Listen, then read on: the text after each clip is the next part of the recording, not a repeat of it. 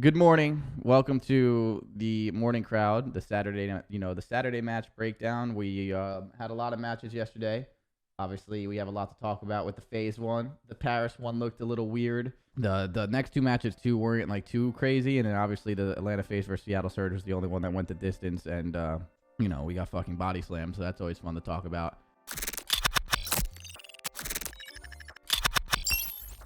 Okay. Put on the volume a little bit. Where are the keys to victory here? So keys to victory for Paris Legion is to continue to build a new system with the addition of Jimbo and Gravity. Like, I feel like that's a key to scrims, but Jimbo should help solve pacing issues, 10th in the lead in hardpoint engagements per minute. That's very true.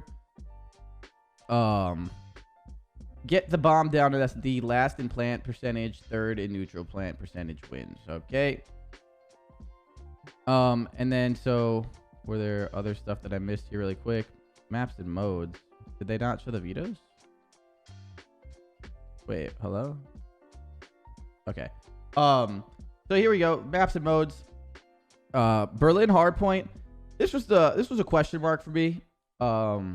Again, we always talk about this. You always take criticizing vetoes with a grain of salt because you never know, scrim records and so much other things that go into vetoes. So this is always, a grain of salt, especially because, people do it to my team too. And when we make vetoes, but like Berlin Hardpoint seems to be I feel like LAG's most comfortable map, and LAG's a team that's struggling. I'm surprised you give that to them as much as I don't know. I'm surprised they gave that to them, but maybe Paris is just really, really bad at Gavutu and scrims. You know what I'm saying? So they didn't want to play Gavutu, but it just doesn't look like LAG's super comfortable on Gavutu. So I figured you were gonna get rid of Berlin, and then they were gonna get rid of Bocage, and you were gonna see a Bocage, and then you were gonna see. I'm sorry, not a Bocage. You were gonna see a Gavutu and then a Tuscan, but I don't know. That was a question mark for me.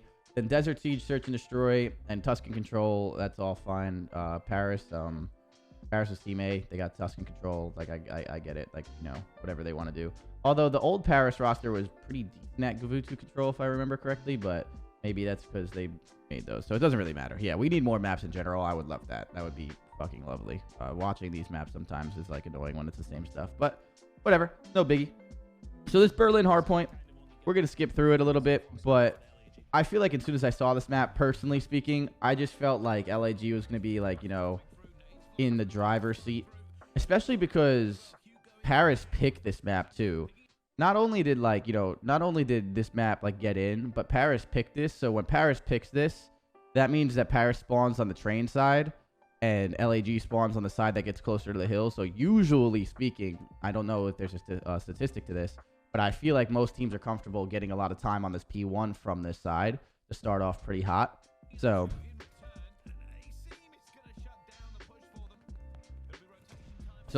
you see this, right? LAG starts off really hot. Then Paris tries to rotate.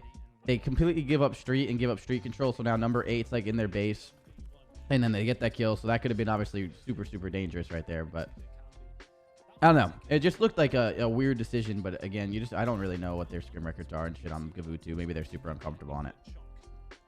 But this P2 though, rotating this P2, I don't know, again, all the stats on it, but this P2 sometimes can be really hard to hold with the second story and the 18 doors in it and the secret doors and the windows that you can jump through. So a lot of the times breaks like this are super possible, but actually Paris does a pretty decent job of holding this down for the first 30 seconds. And then when they spawn back here, this is actually pretty good for Paris, realistically. Paris can actually capitalize on this really, really, really, really good if they don't fuck this up, but I'm pretty sure they do.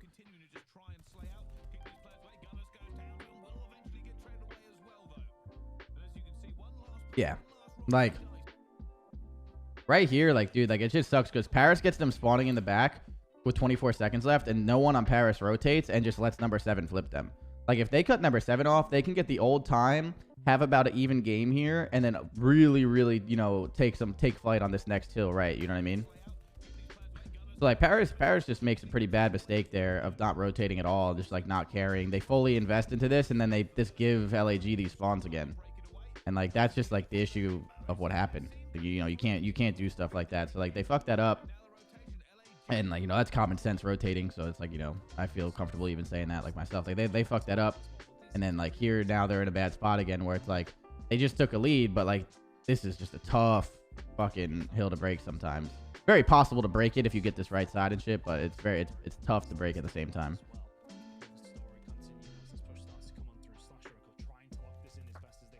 Then you skip forward. What do you know? Now, you know, LAG's up a bunch of points. LAG's up a bunch of points. This train hill starts.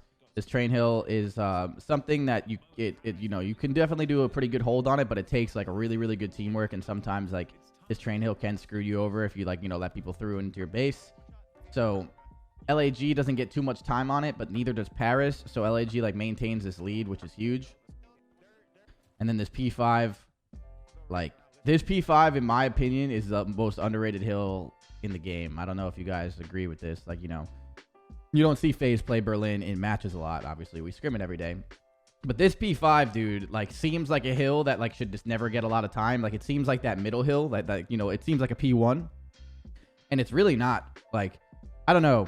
I see it happen a lot in scrims, but I also have seen it in matches. Like this P5, dude, is very possible to trap people like in this side of the map and like, you know, do what, you know what I'm saying, like trap people on this side of the map and get a lot of time. And like you can see that LAG does a really good job of it. That's why like when I was saying with you know, how Paris like played that P2 rotation that's like not rotating, it just makes it really tough because the next hills that they were like, you know, in the driver's seat for was the train hill, which is easy to get out of people, like easy to get people out of it. And then like this P5, if you're in the back of that train hill, you can really get fucking smoked, you know.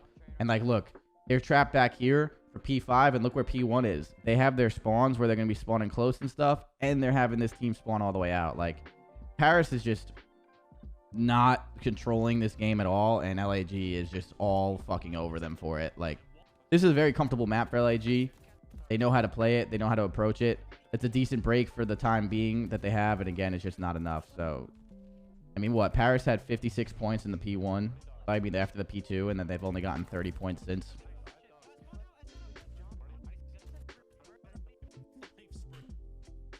We can listen to a listening. Sorry, my bad. I was tunnel vision there. All right. For the LAG, they're about 100 points in the lead. And what is the comms going to be like from them? I'd imagine confident. Let's go for a listening with LA Girls.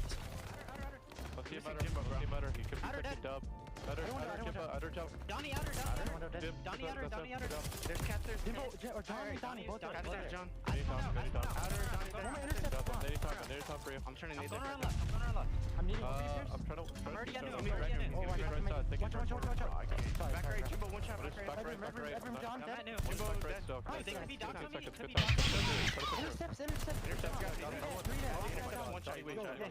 I rotated. Play SQ. I know where they're spawning. Donnie's on me, cat stairs. I got one. Go dogs right now. Go dogs. Donnie's still cat stairs. I'm already in new. One guy's out. Hit me. I don't see him. Yeah, Jimbo. Donnie was here one shot. Jimbo down. I spawn out. Nice. Yo, fire in time. Yeah, there's 20 dogs on me. Nice. Fire. One there, front door, Jimbo. Jimbo's on the tank. front door. Jimbo's close to P5. He's on the one more front door. Going out. One on you. Play your time, brother. 35 seconds. Outer door. Try to go train right now. Wow, two very different listenings there from our teams, and Did I miss the Paris listening? I did. Hold up. We can go listen to the Paris listening, and then we'll move on. My bad. I didn't realize I missed the Paris listening because I was talking. But what's it called? The note from that listening. I feel like again, I love Pierce's comms, like Gunless's comms. I think they're very monotone in the sense like they're very like they're directing the team. They're really good at like keeping everything like flowing and calm, like, you know, flowing and just like smooth. I love the way he communicates.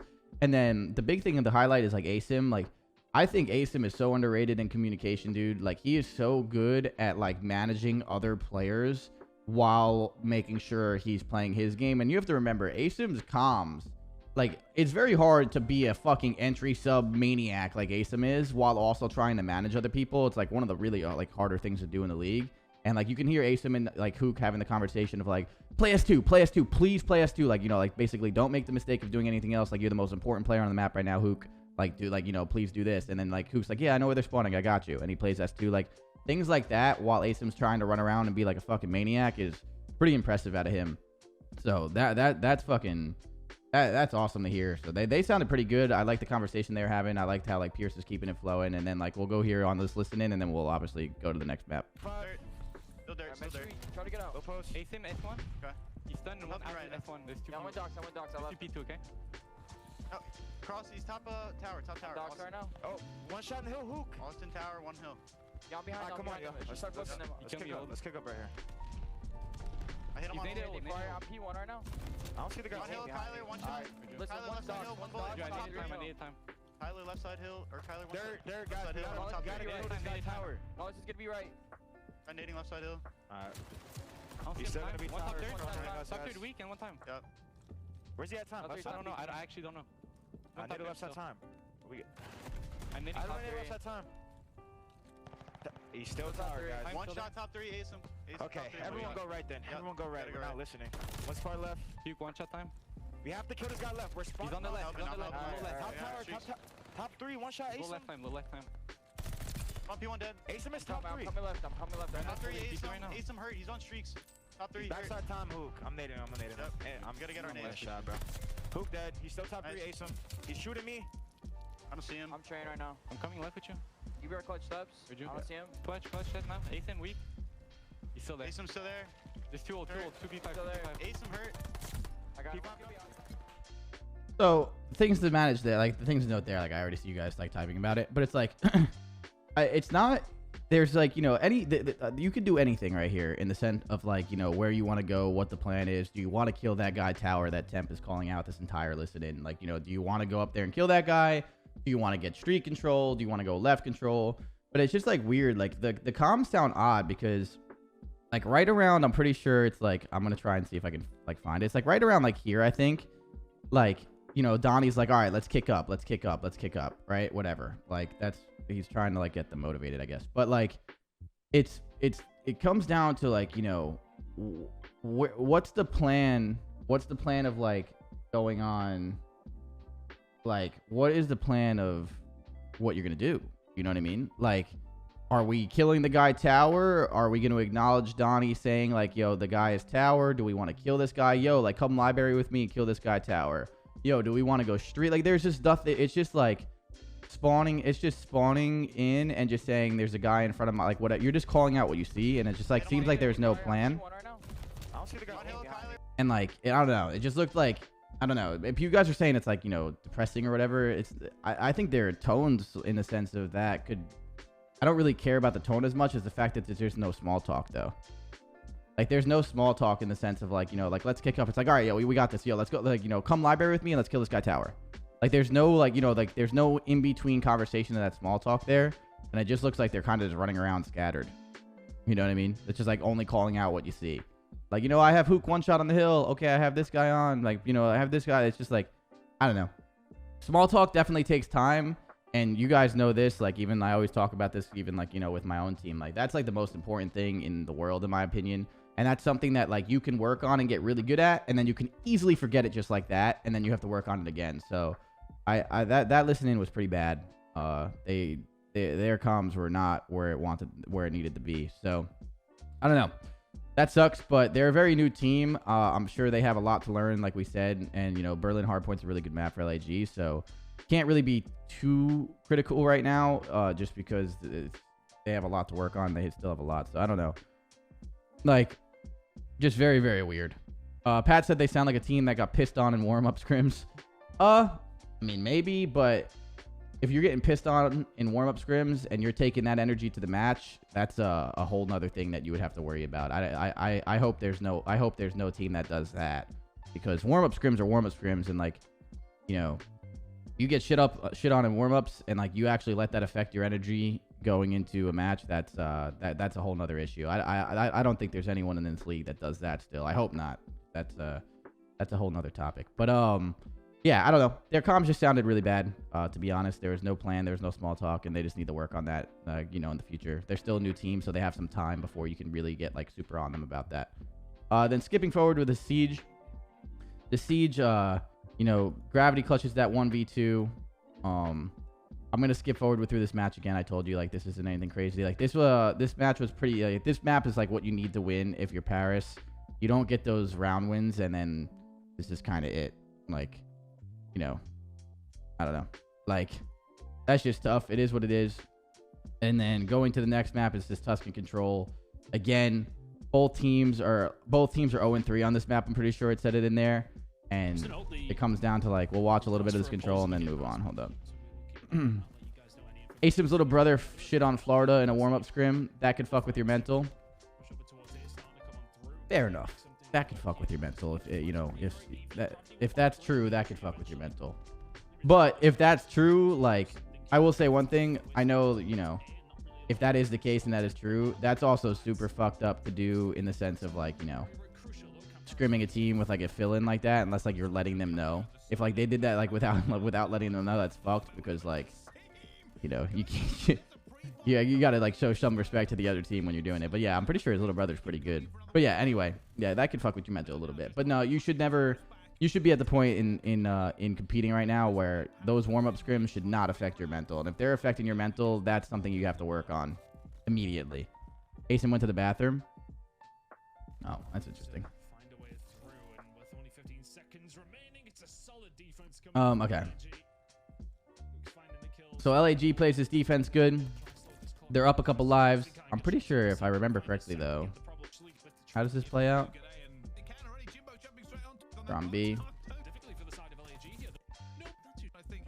Alright, so Paris is down a couple lives off after that offense. Very, very doable.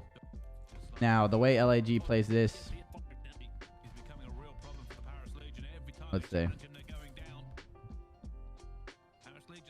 Paris Legion takes a nice little lead in lives here.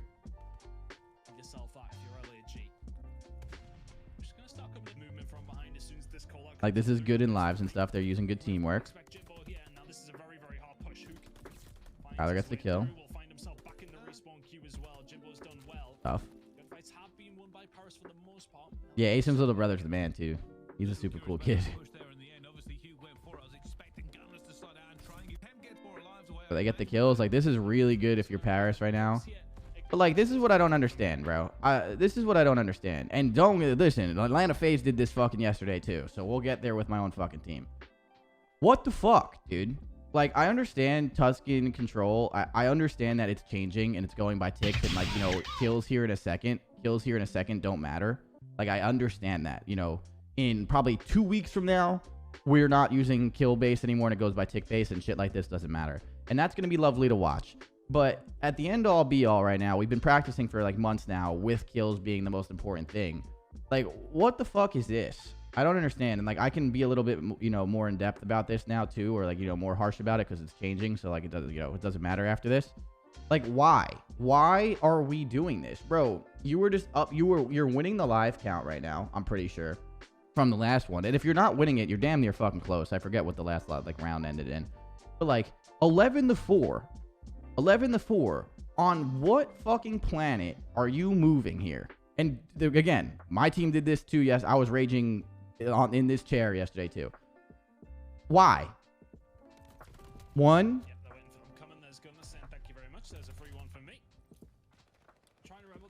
Two. 3. Why?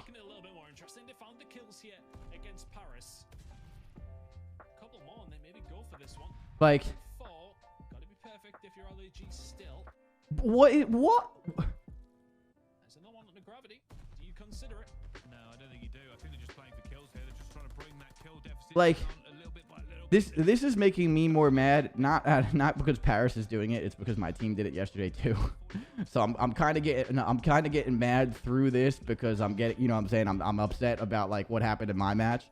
But like, dude, you know, like it can't happen. It can't happen like that mistake right there with how this works is just like unacceptable. In this moment of time, LAG has to not die. Their point is to not die and try and completely maybe steal one kill if they get lucky, but to not die and try and keep the lives as close as possible because that is just how Control is played.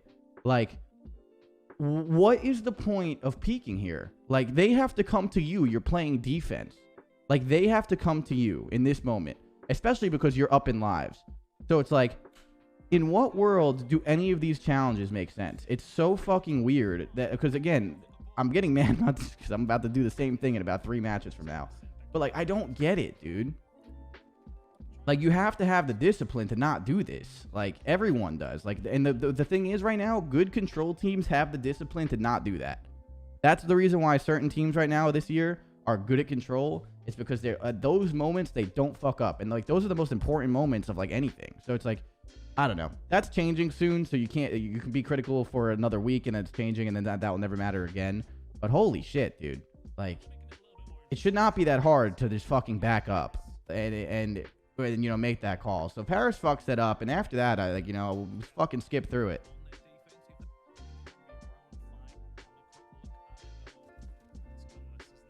Like, sorry, I skipped way too fast forward. I was raging, guys. I was raging. I apologize. I let the rage take over. 1 second. I let the rage take over. So yeah, Paris down now 5 here, and after those lives, like those lives would have been pretty fucking. Those lives would have been pretty fucking important. You know what I mean? Like, those lives would have been pretty fucking important right there if they didn't do that. And then like, you know, you keep going, and it's like now whatever happens, I don't even care how these rounds played out. Like, even if they keep it close, they don't deserve, like, you know what I'm saying? Like, they don't deserve the last round defense because they fucked that up. And, like, that's just what it is. It's like, we did the same thing. We got last round defense on Gavutu. We didn't deserve it. We got fucking lucky, period. Plain and fucking simple. And, like, it's the same thing with this. Like, Paris doesn't deserve this last round defense. Like, that round was just terrible. And then as soon as you do that, like, I think Pat tweeted it. Did Pat ever get a stat, guys? What's the percentage of last round defense right now? Not defense in general. What is the percentage right now of last round defense and control? Like round 5, the defensive team. Like, what is it? 86%. He got a stat yesterday. It's like 85%. So it's like 80 something. So that's my point. It's like, dude, it's like 20%. What? There's no way it's a 20% win rate. There's just no way. That's wrong. Defense is 100%. Yeah, so 84%. Okay. So you have an 85% win rate if you get last round defense. So what I was just saying, that is why teams right now that are good at control are good at control, because they're really good at playing their lives and they're really good at getting that last round defense. Like, that last round defense is huge. 20% for offense. But it's like, yeah, so it's like, you have an 85% chance of winning this if you are LAG. You have a 15% chance. 15 of winning this last round offense. 15%. You're fucked. Like, even if you do this, it's not deserved. You put yourself in a bad spot and you basically almost pulled off the fucking impossible, right? Why do you want to do that to yourself from making plays like that? And like, it's the same thing with what my team does. Like, sometimes, like, you know, what we did in the match. So it's just like, dude, that's just bad play. Bad play. Again, what do you know? LAG wins the fucking last round defense. Surprise, surprise. So yeah, it's over. Whatever. So LA Thieves versus London Royal Haven. Let's do it. Everyone say hi. Man on your screen. He's not playing in this match, but he's a good dude and we love him. Everyone loves Gizmo here. But okay. Keys to victory. Los Angeles Thieves. World-class hardpoint breaks. 14-3 in hardpoint this season. Breaking 36% of hills. They're first in breaking, which means they know how to approach the breaks. Which I think London's like, what, first or second in breaking too? Yo, Slim Marty, thank you very much for the tier 1. Aleffel, Liam, thank you guys as well for the resubs too. Gizmo fried yesterday. Show improvement in the S&D, 11th in round for the 2 and 4 at the major 1, and then win the coin flip, 4-0 on Gavutu, 1 and 4 on Tuscan. So again, like, with only 2 maps and it going by coin flip, this statistic is unacceptable to have. You can't have this as Los Angeles Thieves. Kind of goes the same thing for Atlanta FaZe. You can't have the Gavutu control. I think our record's 2 and 4 on it. It's unacceptable. You can't do that with 2 maps. And having that is going to be a really fucking big issue when it comes to the coin flip and stuff. So they obviously have stuff to work on, and well, you know, I'm sure they're working on it and all that good stuff. But all right. We have this, and then let's go to keys to victory. Are there any keys to victory for anyone else? Did I miss it? No. Where are the maps? Did I miss the maps too? Did I miss the map vetoes? No map vetoes? Hello? No map vetoes. All right. No map vetoes. Maybe later in the thing. Imagine winning a coin flip as a key to victory. Yeah, see, that's what so the one thing I'll say about that key to victory before we get into this match, winning a coin flip is not a key to victory because you cannot fucking win a coin flip consistently. That's like literally, that's just silly. That should just say like they need to fucking get better at control. Just like, you know, say the same thing for my team. You know, it's like they need to get better at Tuscan control because if they don't win the coin flip, they're fucked. That's what that should say. Obviously not in those words, but you know. But okay. LA Thieves plays Gavutu. I didn't see the vetoes. What did London veto? I'm assuming they vetoed Tuscan. So they vetoed Tuscan and they chowed LA Thieves on Gavutu. And then London's a good Gavutu team. So, all right.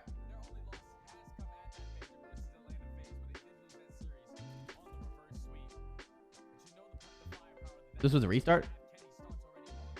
Oh, okay. Oops. All right, so keys to victory. My bad. I didn't realize I had a restart. I must have missed that. But London Royal Ravens, zero in his bag. 1.12K to the major, 1.26. Yeah, this kid's fucking fine, bro. Zero is playing so good. And if you guys don't know Trey very, very much, you guys should all go follow him. He's a fucking super good dude. He's super funny. He's super chill. He's awesome, man. And the fact that he's playing well, I'm really happy for him. So happy for Trey. I'm happy that he's playing well, man. And I'm pretty sure Trey switched to a PS5 controller, bro. That's what we're switching to pretty soon. So there you go. I'm gonna be starting to play like Trey here soon. But continuing playing in total hardpoint, second in hold percentage, second in break percentage. Nice. That's good stats. And then search and destroy first blood kings, winning 50% of the rounds. Oh, so they win the rounds that they get first bloods. Okay, so they're winning the rounds that they get first bloods. I was about to say, I feel like Atlanta FaZe gets a lot of first bloods.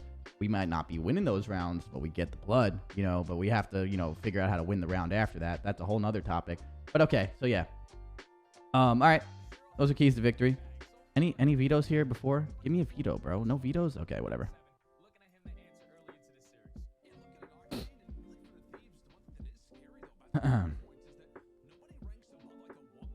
All right. So I'm gonna find like just key moments here. I'm pretty sure there is no key moment, right? I'm pretty sure like, yeah, okay. So I just wanted to make sure I didn't miss. Yeah. Okay. So like London just has like a commanding lead this entire map. So we'll watch it like here real quick. So Marty, thank you. About to say FaZe gets first blood like 75% of the time. Oh yeah, we do. All right. So London here is in a position to, you know, actually kind of get screwed over here. This is actually scary if you're London just because like you flip them out here with 30 seconds left. Like, you know, you're going to get this last 30, but if you fuck this up, you're good. But they end up getting boat control. And since like, you know, since no one blocks this boat control on Thieves, like look right here. If you're Thieves, the spawns on this hill are back here, over here, right? Like those are like the three main spawns. So it's like what you want, like, you know, like Thieves flips them, then it's good. Like you can trap them in the back and then obviously rotate the P5 and like do really good. But like the thing is when you're Thieves, it's like, look what happens. Watch. This is the key right here. So number 6. So like number 6 pushes out Cliff. And then number 5 spawns like boat. And as soon as he spawns boat, which is he could have probably spawned like right here instead of right there. But like as soon as he pushes out Cliff and like gets Cliff control, he squad spawns on them. And now that they're squad spawning on this, they're gonna either spawn here or here if you're LA Thieves, and that's exactly what happens. Spawn system's obviously a little bit weird, but it is what it is, and everyone, you know, kind of, that's just like you've kind of come to accept it. So that was a big play at a number 6, which is nasty by pushing out Cliff there. Like on rotation. Like he had 30 seconds, he had to go on rotation. He pushes it out. There's no one there, and that helps him out. So like, yeah, these spawns are a little bit wacky, but like they make Vanguard sense. And then here you are, like now London's able to get away with like getting like 15-20 seconds and then like skipping over to this side of the map somehow. That's like probably a big turning point in my opinion for this map, because let's see. Like after this, they get like majority of this time And now that they get majority this time, like that's the thing. It's like, look, like LA Thieves is spawning all the way out. They get the majority this time, and they might win this rotation because they're getting the kills here. So it's like, it's just tough, man. But we're gonna listen to this listening really quick. But that's definitely the turn. Like that's a huge turning point of that game. Like that interaction right there. If LA Thieves gets the majority this time, they can bring it back and not be in such a hole. They can also, you know, try and protect, like, you know, technically win this rotation. Like this just makes this a lot harder for LA Thieves right there. That was tough to, you know, tough to see. London played that good though. London played that good. But all right, we're gonna watch this. Listen in. Let's go. He didn't come into me.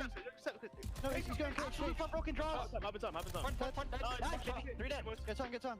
You're looking for he's front broken dead. Push on, give me a sec. I'm looking middle right now. Middle, front broken dead. Nice. One boat now dead. I'm one shot. Nice, I'm going new. I heard you. I'm going for you. This scrap is huge, by the way, guys. Yeah, no.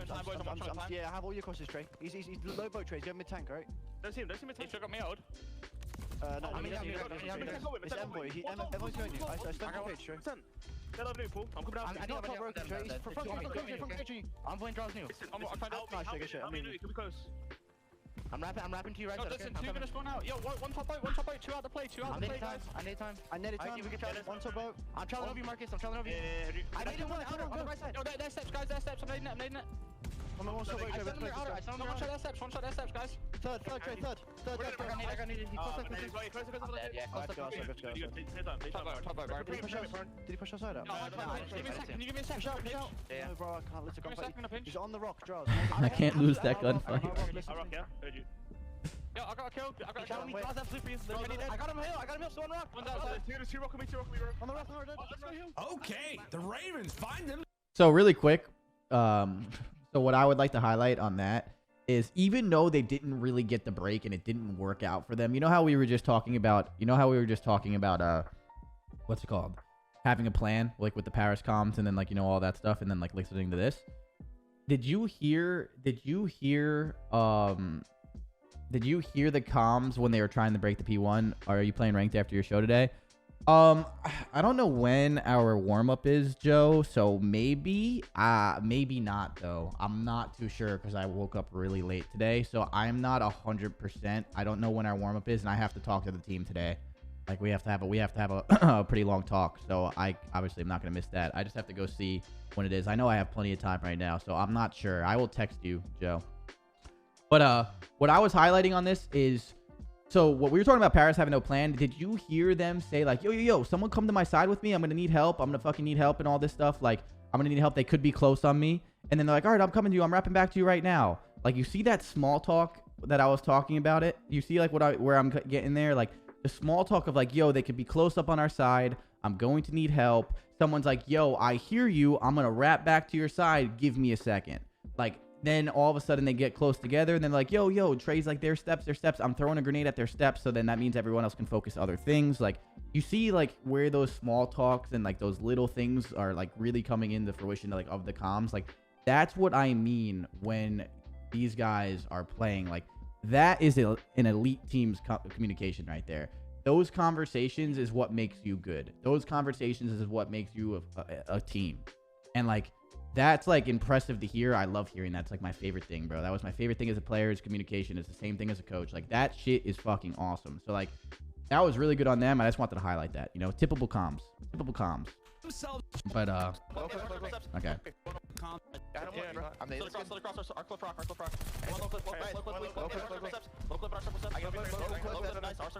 can count. I want to boat back. I'm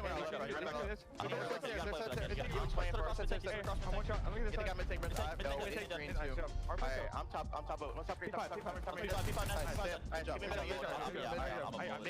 I got nade. I'm on shot. Could be P5, guys. I'm going. I'm located after location. I'm super tinker now. Hey, I'm top green. Top radio. I thought you were 2-1 green, 1 radio. Watch your tank. Mid afro. He's challenged in the middle. Secure this time, bro. Secure this time. It's a good time. Weak. Our side. And it's circle. Here, I'm circle with you. Oh no, traded. Nice. Circle thing, we circle thing. Hey, I don't see this guy. I don't see He was there, he was there. I think He he's signed in. he was He signed in. signed in. Alright, I'm holding for a second. I'm there. Oh, I'm with you. And the comms are just clean coming in from the Thieves. Yeah, I was gonna say, I see you guys saying it's a little hectic. It's probably a little hectic for Thieves' standards, you know, but I don't think that was too hectic. It's definitely a little bit more than usual, but I think their comms sounded fine, to be honest. I don't think that was bad at all. I thought that was good. Things are just not going in their favor, you know, and they're also like some of these like things that are going like they're not winning their gunfights right now, and on top of that, like some of those mistakes of like, you know, not mistakes, but when they got flipped out in the beginning of that game, like they fell into a hole, and now they're trying to bring it back. But again, it's just tough to bring stuff back like this in Gavutu, because if you fall down in Gavutu, you have to play really, it's like this map's like a game of chess sometimes, because you have to play this well, because it's very hard to do what Thieves that London did. Like, for example, like London got a lot of this time, but then flipped on the other side of the map just in time to get there. It's like a game of chess that I was trying to say. It's like this map is very hard to do that, and when you do pull off those, like, you know, those strings of hills, that's where you get like really good time. And it's very hard. It's easier said than done to do shit like that. And for example, you're down in a hole if you're LA Thieves right here. Like, look at this. Like, you have this side, you're gonna get 20 points, but since you're in a hole because London was able to pull something like that off, London's got the next spawns. You're not in a good spot. You know what I mean? You're fucked. It's very hard to do what we were just saying. So like, skipping forward, look at London. You know what I mean? Like, it's just tough. And then like Thieves does this by like getting through the right and then spawning in the back. But it's just like, it's still being in the hole is tough. Like Thieves actually breaks this, but again, they spawn in the back and they don't get the cliff control. And since they don't get the cliff control, they lose it. So like Thieves makes a pretty decent effort of trying to make this work.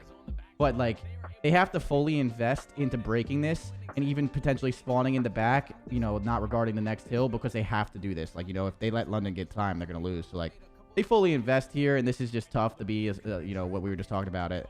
Like, you're in a spot when you're Thieves where you're just in a tough spot. You got to fully invest, and like, you have to try and make it work. They try and make it work, and they don't. So like, they fell into a hole in the beginning of that game, and then they couldn't really get out of that hole. That's just going to happen.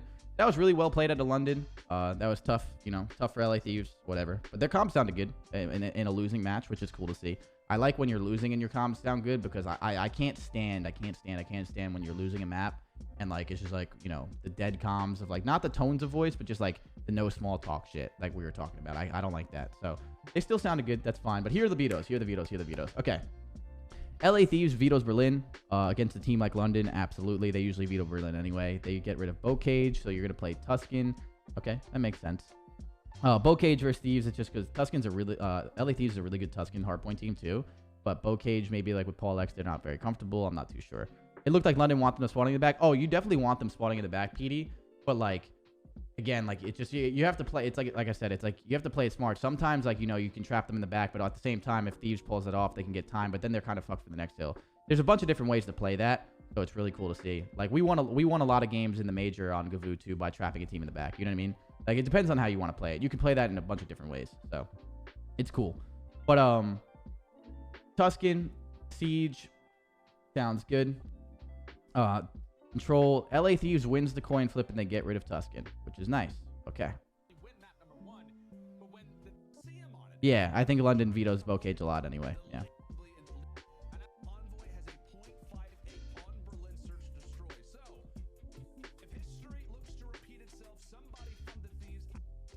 So, this is the thing here. Kenny said they have bad practice over the week. Do you think it's because of the servers? No. Bad practice doesn't happen because of the servers. Bad practice happens. I mean, listen, I don't know. I don't know if that's what he's saying. And that could be wrong. Again, take this with a grain of salt. I'm not the LA Thieves coach. I don't know what's going on in their practice. When I hear that, specifically just being around the scene for as long as I've been, and just like, you know, being in the role that I've been as a coach now, bad practice usually leads to like either A, shittier attitudes, or just like, you know, just shit days of practice where like you're not being productive. There's like, sometimes you just find a spell of just like, you know, things just not going your fucking way, and like you're just playing bad. Like that happens. Like that's gonna happen. It's either they were just playing bad in general, or like attitudes or just practice wasn't productive. Like whatever it was, like that happens. Everyone goes through that spell. Like we've gone through that spell plenty of times too. So it could be that. Or like literally servers could have been lagging and shit, but I don't think servers and shit were lagging in my opinion. I don't know. I'm not sure. it's definitely a weird week for practice because we just came home from the event and we got like right back to it to matches. So like there was like no time off to reset. So that could be a thing too. I'm not too sure. I don't know what that's a very like, you know, I don't know what that's, you know, that statement could mean a lot of things in the sense of that. But usually when I hear bad practice, it usually means either shitty attitudes, not productive, you know, not get like, you know, not actually trying to make changes, even sometimes arguing like, but like, or there's a billion things that can be. So I don't know. Does bad practice make you want to try harder in matches? Feels like an excuse. Well, that's what I'm saying. What does bad practice mean? If you're just if you consider bad practice just losing a bunch of maps, like, of course you're going to be like, yeah, that's going to motivate you. It's like, yeah, we got to fucking figure this out. But like, if you're just playing bad and then to go to the match and you play bad, like that's going to happen. You know what I mean? Does FaZe have a challenger team? No. So I don't think that's an excuse. I don't know. When he says like we've been having bad practice and they play bad in the match, like that's not an excuse. Like he's just saying like their practice has been shit, so we lost. Like I don't think that's an excuse. Like I don't know. You know, like he's not saying if we had good practice we'd have won. It's just like he's admitting it. He's like, yeah, we've been having shitty practice and that shit's got to change. I feel like he's acknowledging his issue. You know, I feel like if anything, he's like looking in the mirror and saying like, yo, we got bad practice. Let's get fucking better. I feel like that's not really an excuse in my mind, but I guess it's all how you interpret the statement bad practice. You know what I mean? All right. So this is what I was saying is LA Thieves going into this map. It's just scary, man. Their SND looks so weird right now. And now that they lose their best hardpoint, this is kind of where you're like, uh-oh. You know, if you're watching LA Thieves, you're like, oh, shit, dude. Like, we lost our best hardpoint, and now we have Search and Destroy. And it's like, yeah, we can win this Search and Destroy, but it's just not our game mode. Like, you don't want to be banking on winning S&D if you're LA Thieves right now, just currently how they look at it. Of course, they can get better at it and stuff, but this is just tough to be in. Like, London looks pretty good at Search and Destroy, to be honest with you. Like, in a sense, like, they don't look that bad at Search, and LA Thieves doesn't look good. And sub having a fill-in or not, Paul X is a really good fill-in. This is just, like, not really where you want to be. I see your point. I took it the opposite way than you. That's what I'm saying. It's all how you interpret that statement.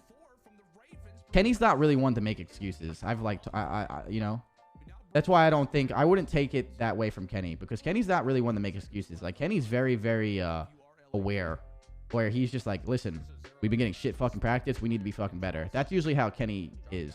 Kenny doesn't like whine and complain about excuses and stuff. Kenny's a pretty straightforward dude, to be very honest. But, yeah, so,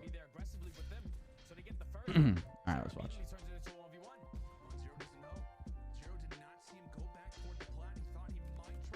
Big win. How do you have an entire week of bad practice is my question. Fo, could you ask that question after this match? Because we usually do like a little chat after the match. Could you ask that exact question again? Just like copy and paste it after this match is over. After I'm done watching it, because that's like, you know, I can give you some insight of just like what I think happens. You know what I'm saying? We can talk about it. All right. So LA Thieves brings it back. You know, we got a 2-2 game here. Playing some defense. Number 4 is in a position to make a play potentially.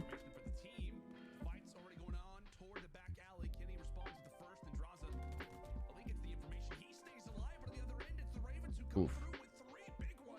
So London just shuts down their push.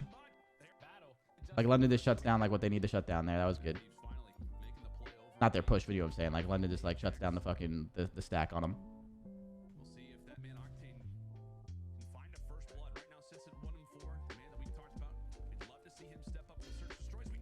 Oh! There we go. So Thieves is fighting. Thieves is fighting.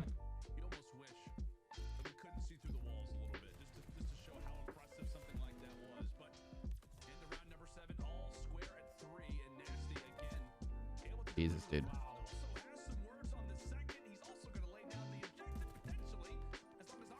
Not really, Slim. I don't think it's you get complacent as much. Sometimes you do. Did you ask that question after the end too, Slim? That's a good question too. That's a good question too. We'll get there. All right. Well, LA Thieves does this A push here. This is like a very like a scattered play out of obviously out of London, just like getting information.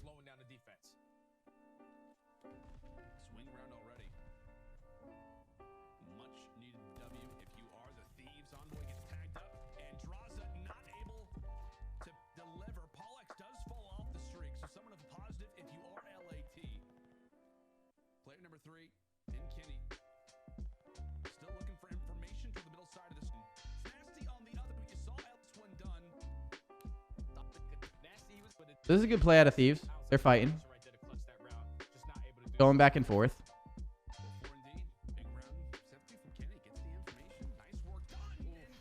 How'd that miss, bro? Was that flinch? That had to be flinch. Yeah, that had to be flinch, right?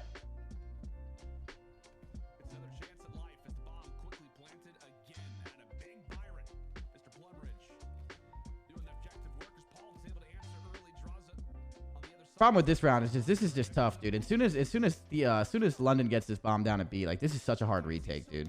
Like there's still a very possible retake, and you watch teams like retake all the time, but this is such a pain in the ass to retake sometimes, dude. Because even though they get those 2 kills, like look at these guys, bro.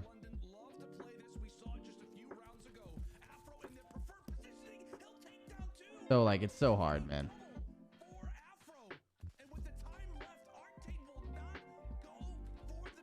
They're all right, sweet.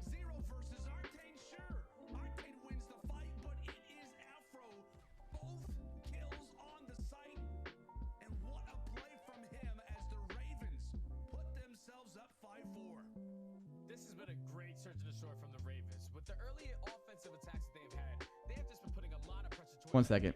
so you think the Thieves, right there on their defensive setup, they're saying, hey, we're going to attack this stupid and broken. We're basically going to give up B for free, and hopefully they attack this A bomb. But it throws them completely off guard, because once again, it puts them in a 4v4 retake kind of situation.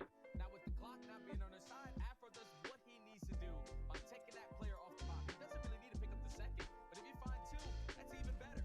All right, so let's see.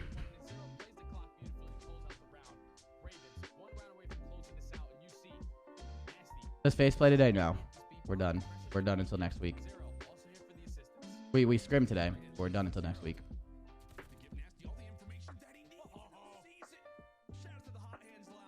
It's just tough, dude.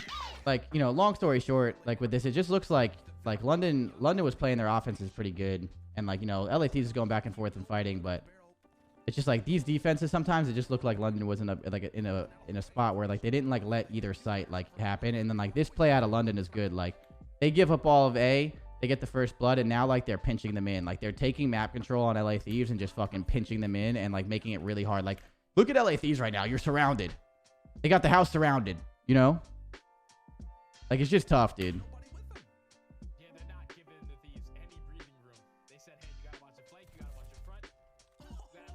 And then this is just where it's over. Like, it's just tough. So, again, that wasn't that bad at LA Thieves, but at this point in time, like, you got to figure out your S&D, right? Like, it's just very tough to, you know, if you lose that first hard point, it's very hard to bounce back sometimes, especially against top teams. You know, like, when you're playing a top team right now, like, you're going to lose. Like, in my opinion right now, it's like all these teams are really good. Obviously, you know, certain teams are better than others, and, like, there are teams that are a little bit ahead of each other and all that. But, like, when you're playing, like, within the top 4, top 6 teams, you could lose a hard point for the most part. Like, you might not always, you know, like, you never know, but, like, you can't rely on winning 2 hard points and then, like, winning the series. You know, it's very hard to do that right now with how competitive this league can be.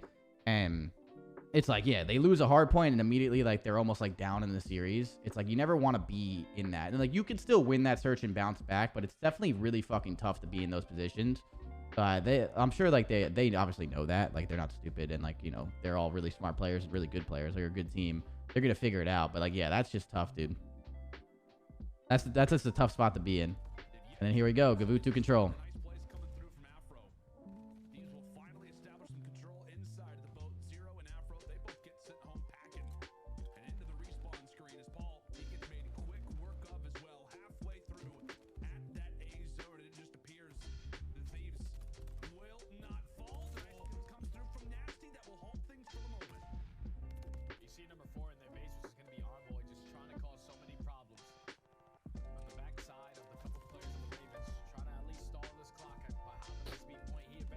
So right now, London just has defense on Gavutu. So let's go to the key points of control right now. You know, going back and forth, going back and forth. They're going to capture A. Like, right here, they, like, go back and forth here again.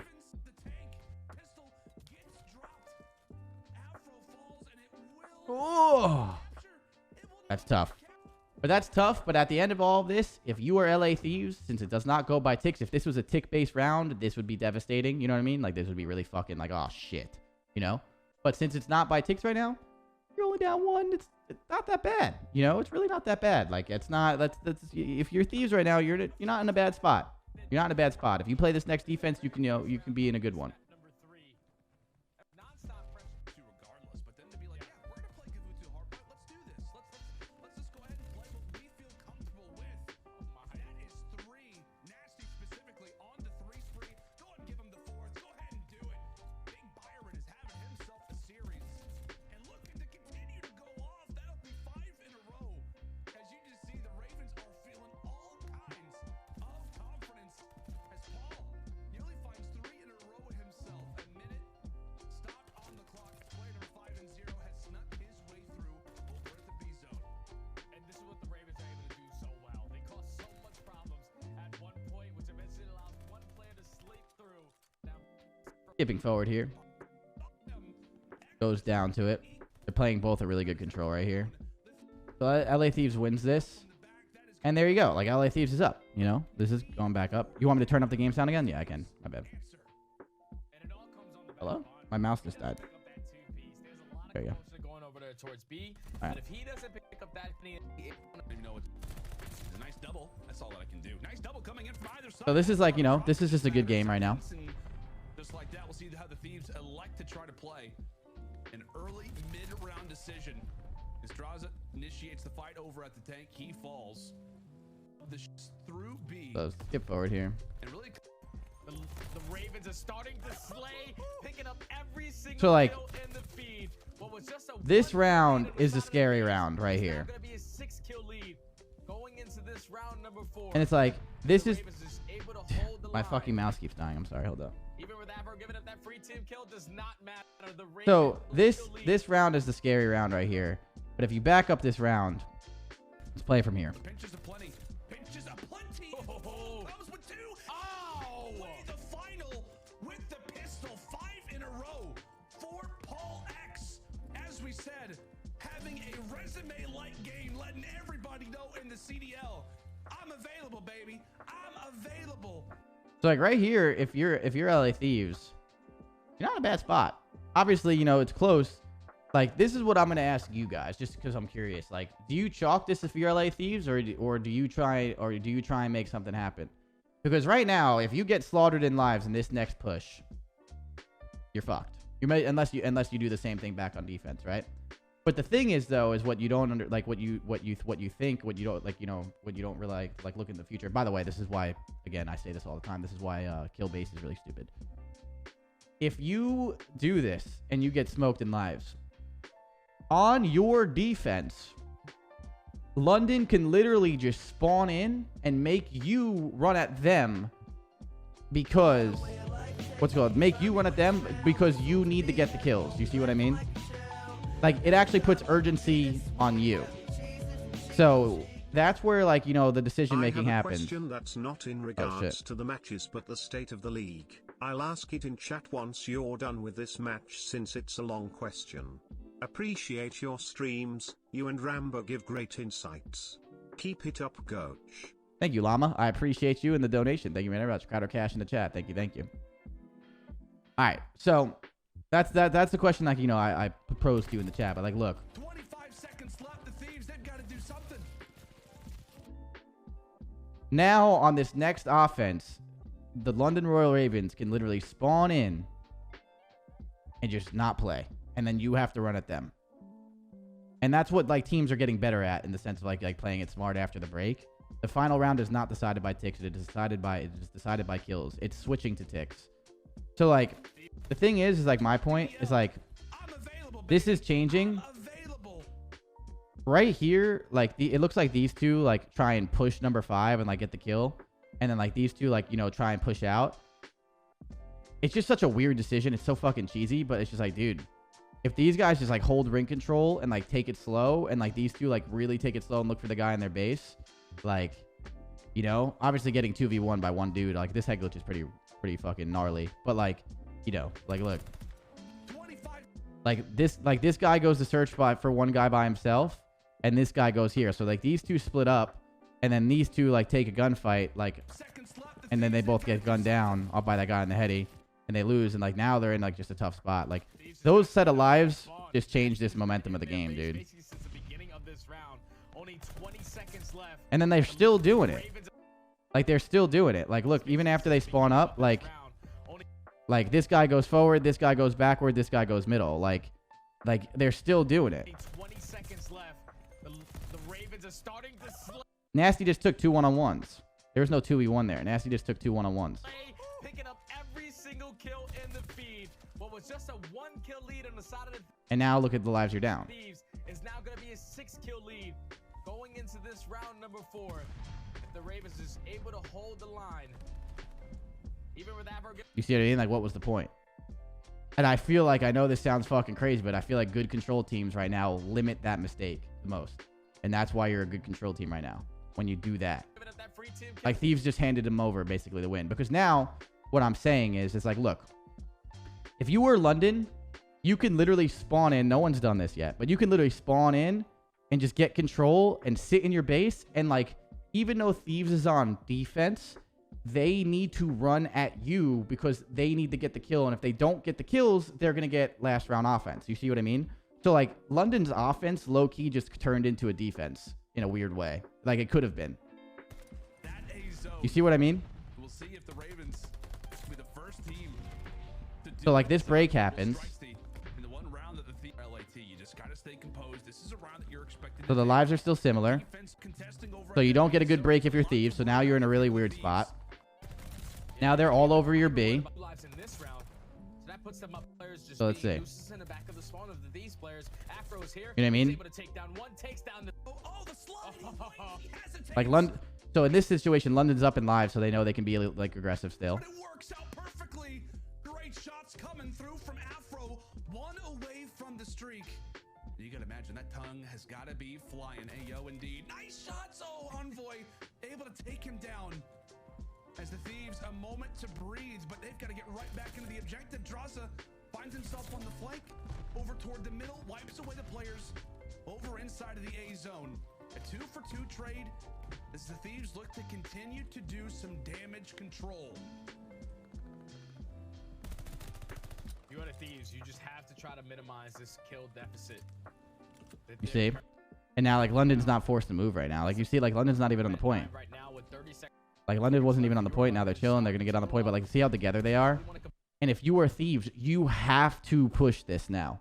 Or I'm saying, like, or you have to push them eventually. You see what I mean? The same point because this is definitely a winnable round now that they have. And that Thieves is just losing it. Like, you know what I mean? Those are good kills. Even here, though. Like, they cap A. Like, Thieves have to bring it to them right now. And now look at Zero. You see what I mean? Zero's top tower. Zero's top tower. This guy's back there. You see what I mean? Take down a few players in the boat. They instantly rush toward the spawn, aware of the trap that they can get the Ravens in. You see what I mean? They're just chilling, and they have to get pushed. This pushed up player is going to be Afro. As he takes down Envoy. Like London is just in the driver's seat right now. Kenny still sits in the base. They can play their kills so slow, and like Thieves have to bring it to them. Answer will be no, but a good halt. So far from Look, Zero goes top tower again. He's just playing team deathmatch. Everyone on Thieves eventually has to be the one to engage. Like, he didn't even need to peek that. See? Like, London hasn't moved. Or do they try and push this one? It appears that they are parking the bus for the moment. 20 seconds left. You see? To be around for the Thieves. Yeah. That's what I mean. Like, Thieves handed them this game with that push that I showed you guys. For that round number 5, but as I say that, they're still giving up a couple of free kills. Envoy, he's trying to at least give his team the opportunity to get the defense. Octane does take down 1. But kills are just going back and forth. The Ravens, I'm pretty sure with that last couple of kills at the very end, they will be able to secure the defense going into this round number 5. Like, you know, like Thieves just handed them it. Now, again, we just talked about it.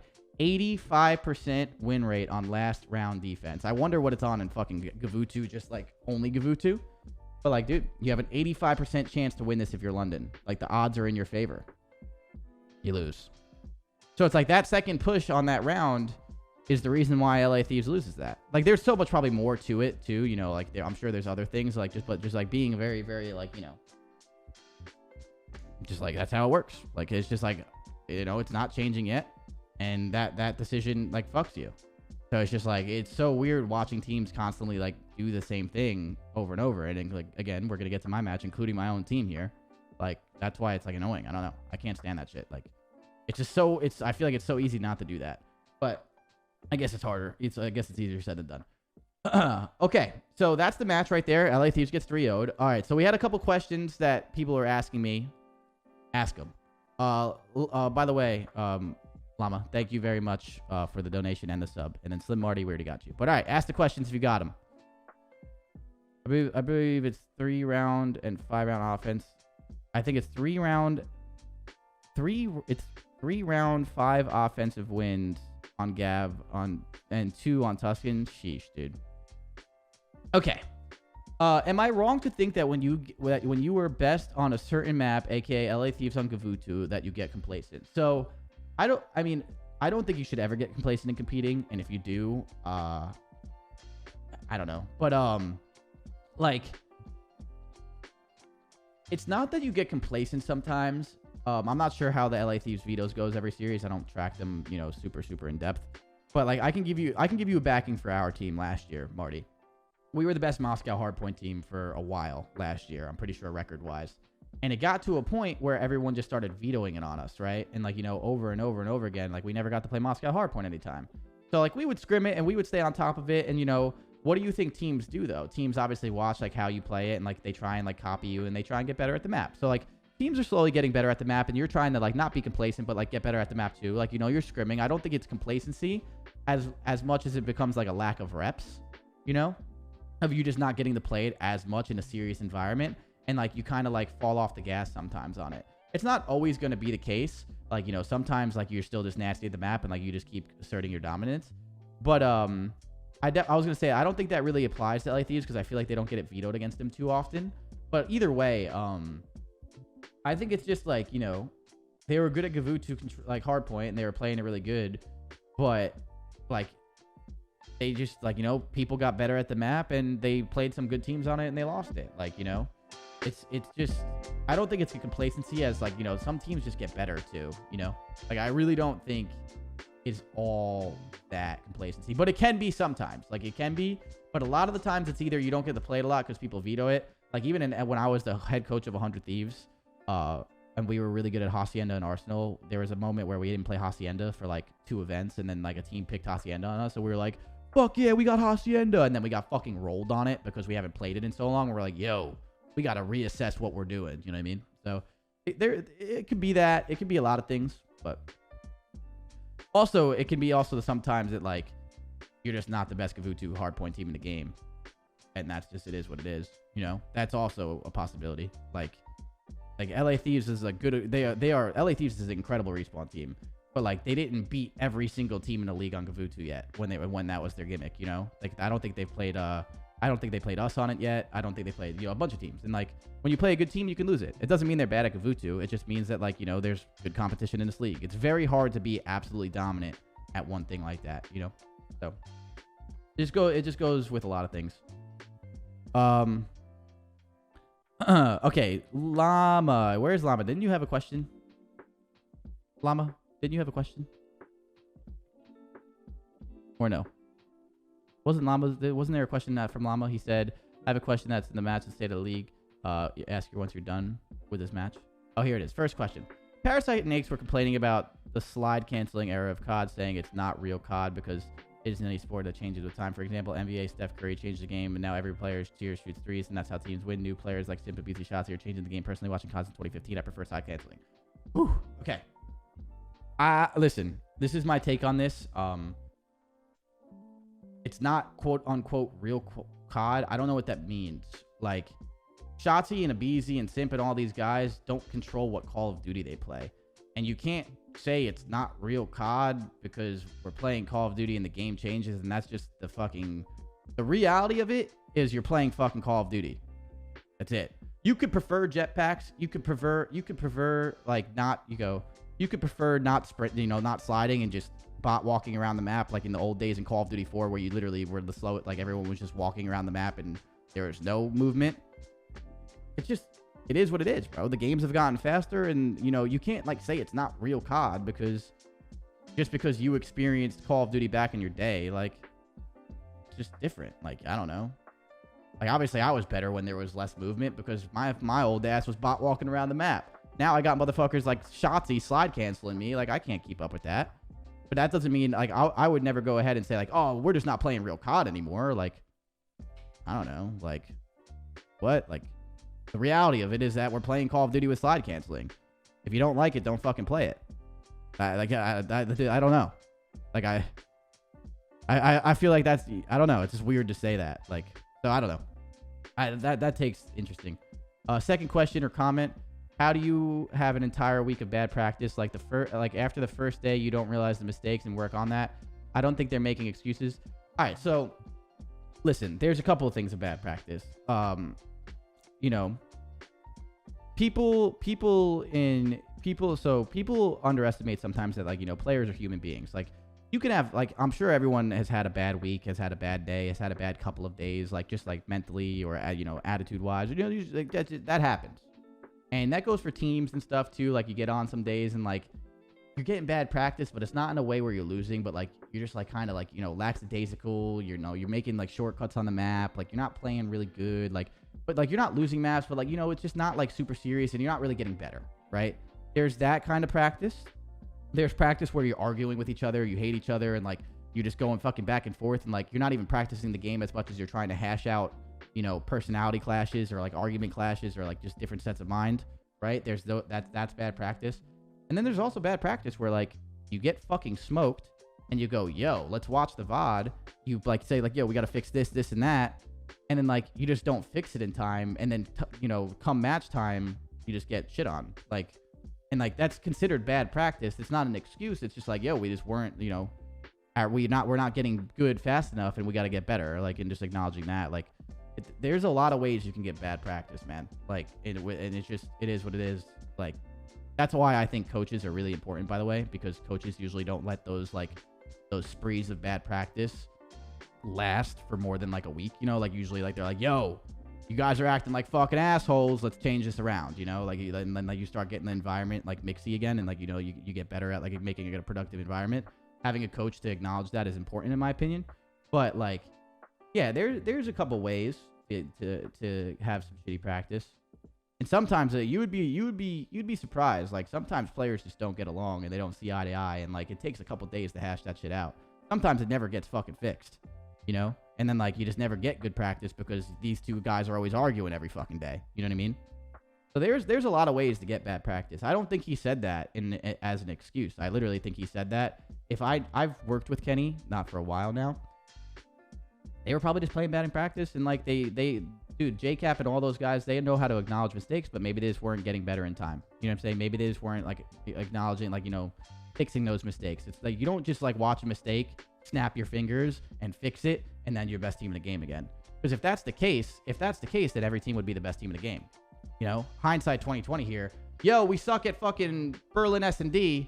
Oh, well, we're doing this wrong. All right, snap your fingers. Boom. There you go. We're better at Berlin SND, guys. Let's go. That took 30 minutes. Like, that's not how it works, you know? Sometimes it takes weeks.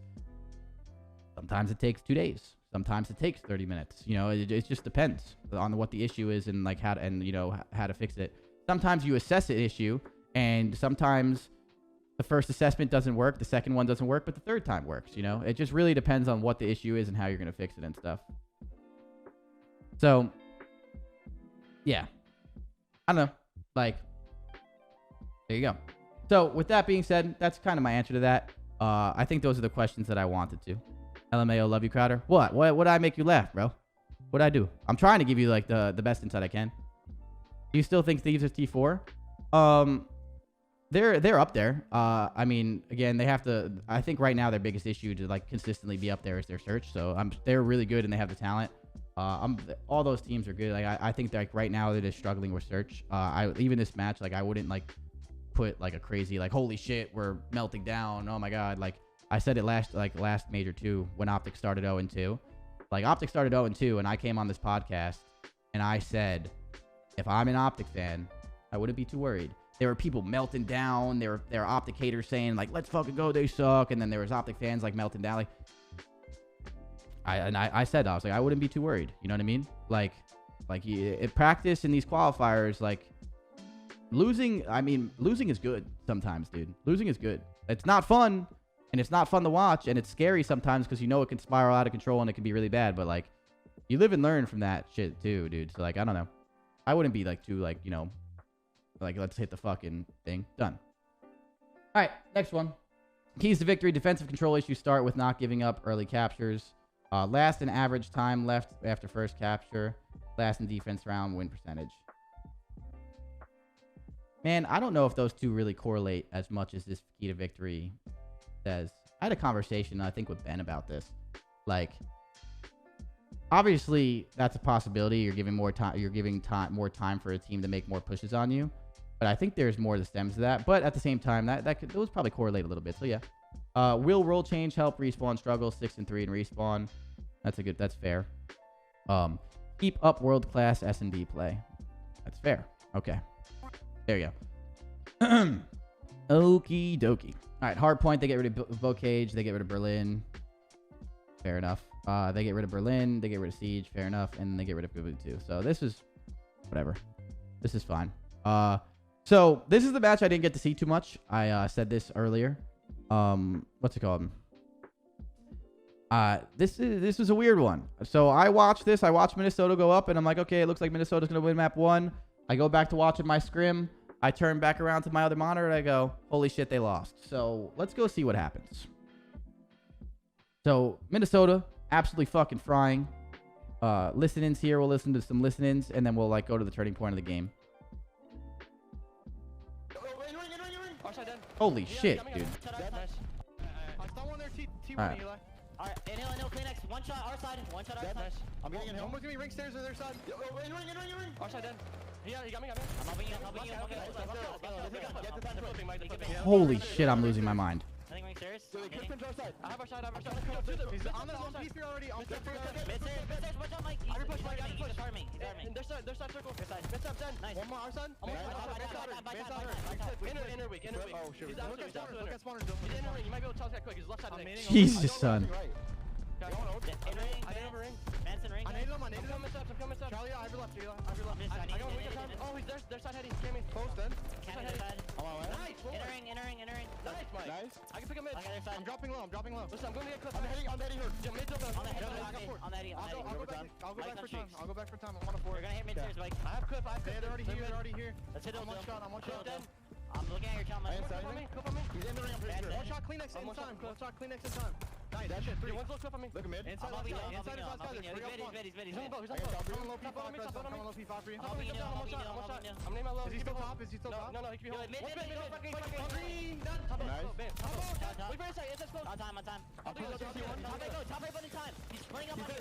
Yeah, you make top boat. Kleenex 3 all spawn. Top boat and 3 all spawn. Mid. T1. He's going ring. I'm nading over cliff. Yo, top right boat. Kleenex, guys. Top right boat. Top boat. One boy. He's absolutely no. Nice. Stay alive ring. I'm looking top left boat. I'm nading over hill. I'm looking over you boat. One's top left. Inside. One shot top left. Kleenex is coming. Okay, what's T1 in? What's T1 in mid? T1 in mid. Nice, you shot.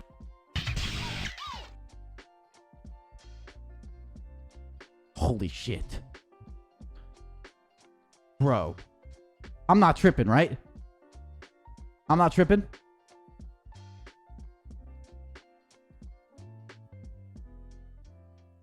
I'm not tripping, right?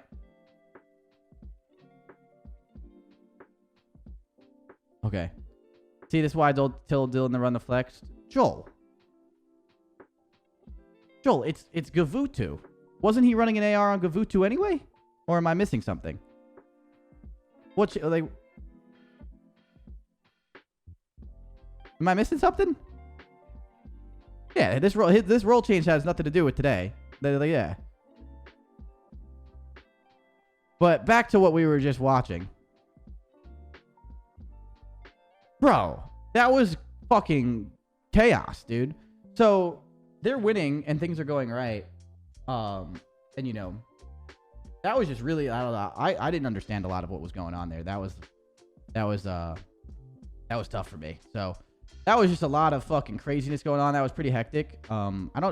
Is that how they normally sound, chat? Is that how they normally sound, or is that like just this match? I don't really remember how Minnesota ROKKR always sounds, but regardless, it was working for them at the time. The only thing that's, you know, with comms like that for me, it just always scares me, is like, if this is like, you know, an issue with my own team, sometimes it just gets like a little, like, you know, that could spiral and you miss comms and stuff. So like, it goes, that was a little hectic. That was a lot. I was not expecting that, but hey, they were making it work. So whatever is their thing. Like, I don't know if that's how they normally sound, but that was just really jumbled. But okay.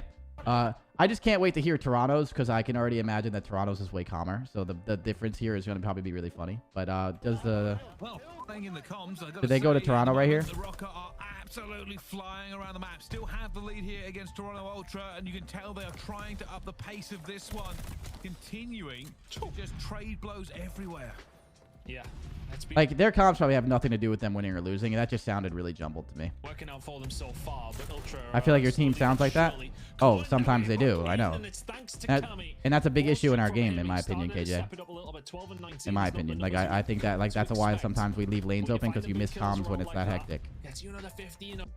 That's like when you're that hectic, you can miss communications, like you miss comms and lanes get left open that way. Like that, you know, that's why I just said my team like has that issue sometimes too. Is there not a Toronto listening? They not do one? Hello? No? I'm sad, bro. I thought they were gonna do a Toronto one. That sucks. Okay. All right. So skipping forward to this hard point. So this is the key moment is right here. So the key moment is they're up 138 to 10 right here, and they're doing their thing. They're like, you know, right here. Let's watch from right here.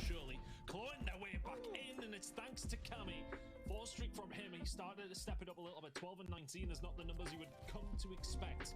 But you're finding big kills around like that. Gets you another 15 or 20 points just off the back of one player, and the rotation comes in your favor as well. The most important gunfight is for Major Maniac. Can he find his way around the back over towards B1?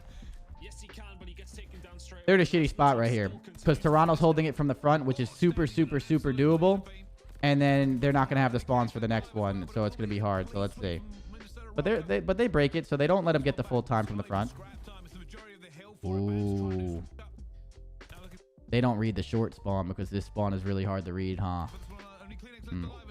Not the short spawn, the green spawn, sorry. Yeah.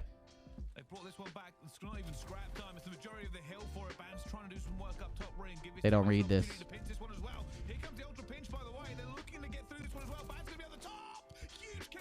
So they get this last 20, but what happens here, though?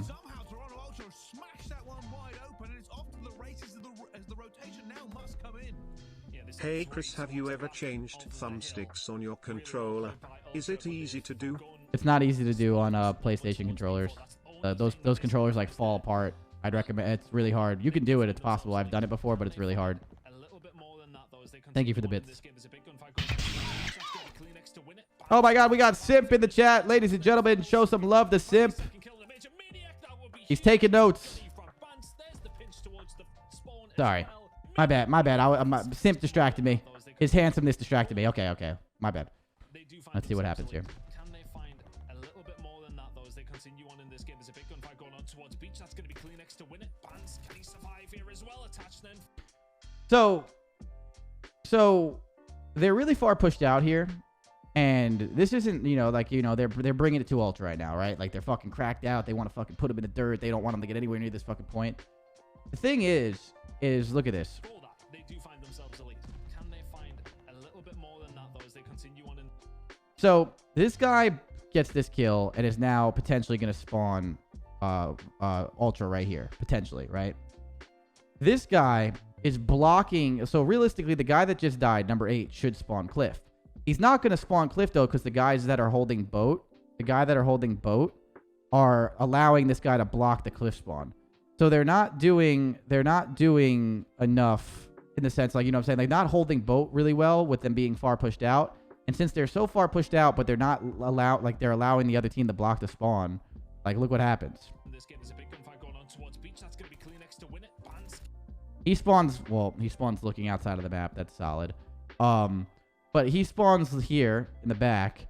And now this guy, number 1, is going to spawn all the way out because he has nowhere else to spawn because they're blocking everything. So, like, the problem is they were far pushed out, and like that would have worked. It all comes down to this. Like this number 5 right here. Look at number 5. Watch number 5's arrow. The spawns over towards P4. That's the only thing that they sacrificed there. But Number 5 being alive right now is an issue. Like they're this far pushed out, but they're allowing number 5 to be an issue. And then like the thing is since number 1 dies, it's gonna like since he dies like first here, he's gonna spawn in first. Like you see what I mean? Like it's just like this is just really tough in this sense. Like look, watch. they do find themselves elite. Can they find a little bit? No, sorry. And since Cammy dies first, my bad. Since Cammy dies first, he's gonna spawn in first, and as he dies, this engagement goes down. Like number 1 needs to be alive, and since number 1's not alive, they're not gonna protect the back spawns, and they're getting blocked by the cliff spawn. They're screwed. Because look, now Cammy dies first. He's spawning in before Priest, obviously, right? So where is Cammy going to spawn? Cammy's going to spawn in the back because they killed the guy influencing the back spawn with the squad spawn. And, like, you see what I mean? So it's just, like, this is just tough, dude. So Cammy spawns in first. Now Priest needs to find a way to spawn in. But since number 1 is dead and the guys that are pushing out are not even, like, actually, like, actually holding it down as good as they could be, they're going to get broken here. And this is the turning point of the game. Now they get fucked. And then Ultra takes a little bit of a lead. And then Ultra takes a little bit of a lead here. And then they get this fucking back spawns, which is kind of weird, to be honest, right there. But, like, yeah, that's just tough, man. That's like a weird spawn. Because, like, realistically, all the Ultra guys should be spawning Cliff. And all of the Toronto guys should either be spawning in the back or over here by short. And, like, number 5 spawns Boat.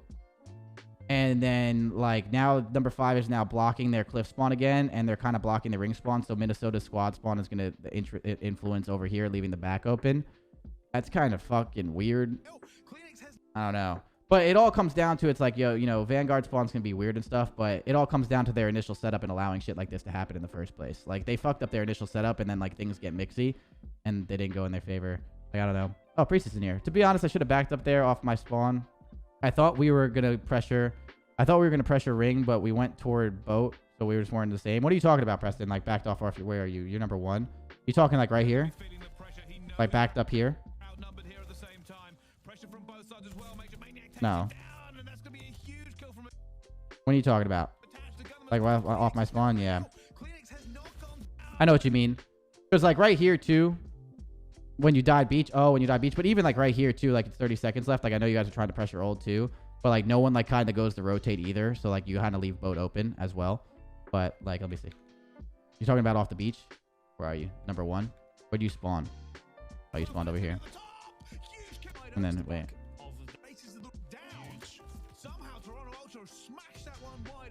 Oh, I see what you're talking about. Yeah. I don't know, but that was just tough. Yeah, that initial setup fucked you guys, Preston. You guys know that, obviously. And then you guys kind of lose this from here, right? Yeah. So that was the turning point of the game. They pushed both sides, and they blocked both sides. And, like, that guy getting under your guys' boat really fucked you guys there. That's tough. But then here's a fucking map, dude. Here is a fucking map, bro. This was weird, man. Preston, what the fuck, dude? Preston, what the fuck? Like, this was, like, so, like, this is so, crazy. Dude, we're going to, like, listen, we're going to skip forward. Minnesota ROKKR looking like Minnesota ROKKR right here, dude. 5-0. Toronto Ultra's a great S&D team. When we were doing the pick'ems and stuff, like, I sit there and I say this is a weird matchup because, you guys have a role change. Minnesota ROKKR makes a role change. And then Toronto Ultra's really good at S&D. So I was like, this is about to be a fucking mixer of a match because if Minnesota gets better at respawn and they're both good at research, this is going to be fucking crazy. So, what's it called? I don't know. But yeah, Preston, if you want to join the call, by the way, you can. But obviously, I don't know if you're doing anything. But so it's like, you let me know. I always, like, no one's ever up this early usually. But, so, like, this is fucking wild and all this shit's happening. But, like, yeah, look at this, dude. Like, this is Minnesota ROKKR. I'm sitting there like, all right, bro. Minnesota ROKKR's got this going. We're warming up for our match. And then, look, slowly but surely, the comeback. Wait, what the fuck? How far did I just skip? Here we go. Wait, what? Here we go. So surely, but they play first match. You guys have scrims? Okay, that's yeah. They have scrims. That's what I figured. But dude, like, this is just insane. I'm sitting there like, no fucking way, bro. Is Minnesota ROKKR about to let Ultra do this shit? And And like,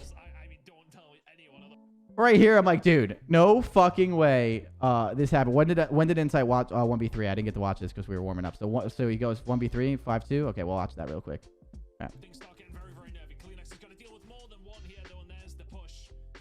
ROKKR get very aggressive, play together as a team, and Ultra haven't taken the invitation to plan today. Plenty of control here for ROKKR. Surely it's their right to lose. So, okay, let's watch the 1v3. So this is why. So this 1v3 is the reason why they're able to make a comeback, huh? So this is like the turning point of the round, like right here. Ooh. Oh no! Oh no! Oh, so that 1v3 was like the okay. So that's why like there was a comeback to be able to happen because like that was the round they should have 6-1, but they don't. Okay, and then let's watch this round 11, dude. Insight's a fucking beast for that. What is the play for ROKKR? Ferguson, by the way, I believe wiki bum time for Minnesota ROKKR. Got to be playing a little bit nervous at this point. However, maybe not. They've called out play out the playbook. The rotation to be. What the fuck is going on? So they just said so they blind counter a 4-stack A. Got to be playing a little bit nervous at this point. However, maybe not. They've called out play out the playbook. The rotation to be. Tough. And then the bomb goes down. Uh-oh. Oh, good play out of Mike, dude. Holy shit, he sees the whole team. Bro, Mike's eyes light up right here. He's like, oh my god, they're all there. He loses fucking full. But, yeah, dude. That was just a, blind counter out of Toronto on a defense, and it just doesn't go their way, and they win it. I mean, yeah, that 1v3, obviously, you can't let that happen if you're Minnesota, and that stems a comeback, which makes more sense now, because I wasn't able to watch that too much, so I understand. And then, like, round stem one at a time. But, yeah, okay. Toronto makes a little bit of a comeback. Oh, my God. That was fucking crazy. And then Minnesota shuts it down. So there you go. Minnesota shows some good composure. Honestly, it's tippable out of Minnesota. Not tippable that they let 5 rounds straight come back on them to make it close, but tippable for them to ice up round 11. I will say that. Okay. Let's go watch this control. So this is... So now, Joel, I know you're in here right now. I'm pretty sure Joel's still in here. This is where the flex roll comes into play a little bit more. Am I correct? Because now Dylan would be running the second AR if they're running 2 ARs on this map, and Priesta will be running the main sub. Not the main sub, but the second sub with Standy. And then obviously, a third sub if the attach is pulling it out, right? So this is where the role switch of Minnesota comes to play. So this is where, we go. Let's see. Preston looked good with the sub? Because Preston's fucking nasty, dude. I'm telling you, even if Preston is not putting up big numbers with the sub sometimes, the routes that he takes and the pressure that he applies on teams in a smart fashion is the shit. I'm telling you, dude, Preston is a superstar player, dude. I stand by that. And Attach is really good. Attach has great gun skill, and he's a smart player. Give him an AR, let Priesta put fucking, put pressure on people, and let your Attach, be the guy that's gonna hit good shots and stuff. I don't know. I love this switch personally. I don't know if this is gonna fix everything, but I love the switch. Okay.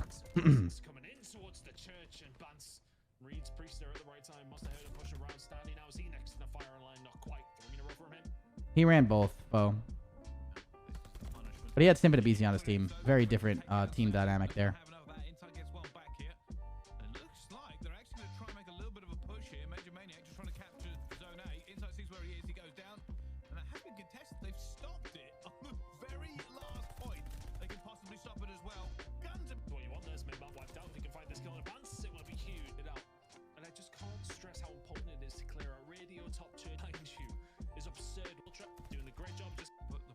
So this is round 1. I like this. Minnesota's doing a really good job of pushing together. Let's go, Preston. Big 2-piece. Okay. All right, right here, you're in a good spot if you're Minnesota. Even if you lose this round, it's actually not a bad spot. But let's just see what it keeps going. They can win this round, though. So they don't get on the point. Now they get on the point. Oh. Okay, now they get on the point.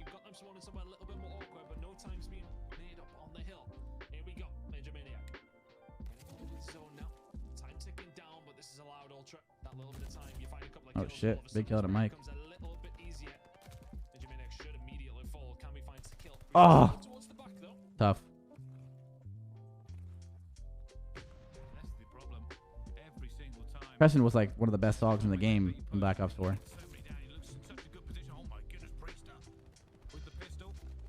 And they might be playing this for lives here. They have the life advantage as well. As Priester continues to go on a reign of terror.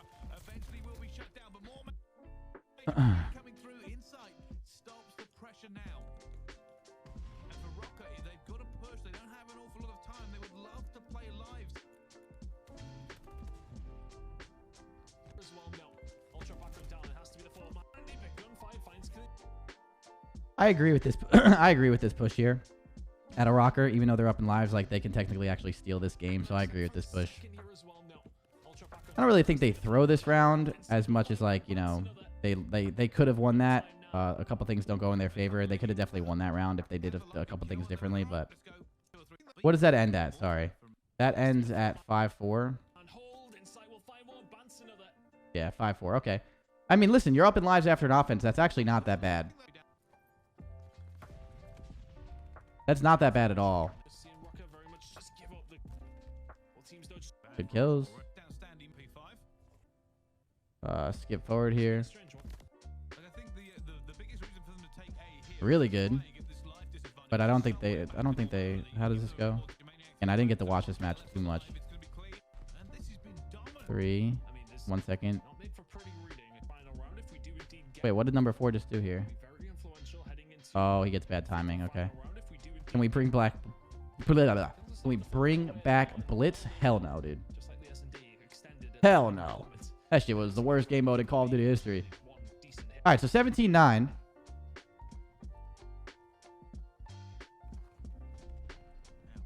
They lost the defense, Chris. I mean, they don't have an awful lot of opportunities left on the board. Wait, Can they try and bring am I missing something? left on the board? How this is defense? Try and bring this good. They lose this? I just don't see them making Oh. a full cut.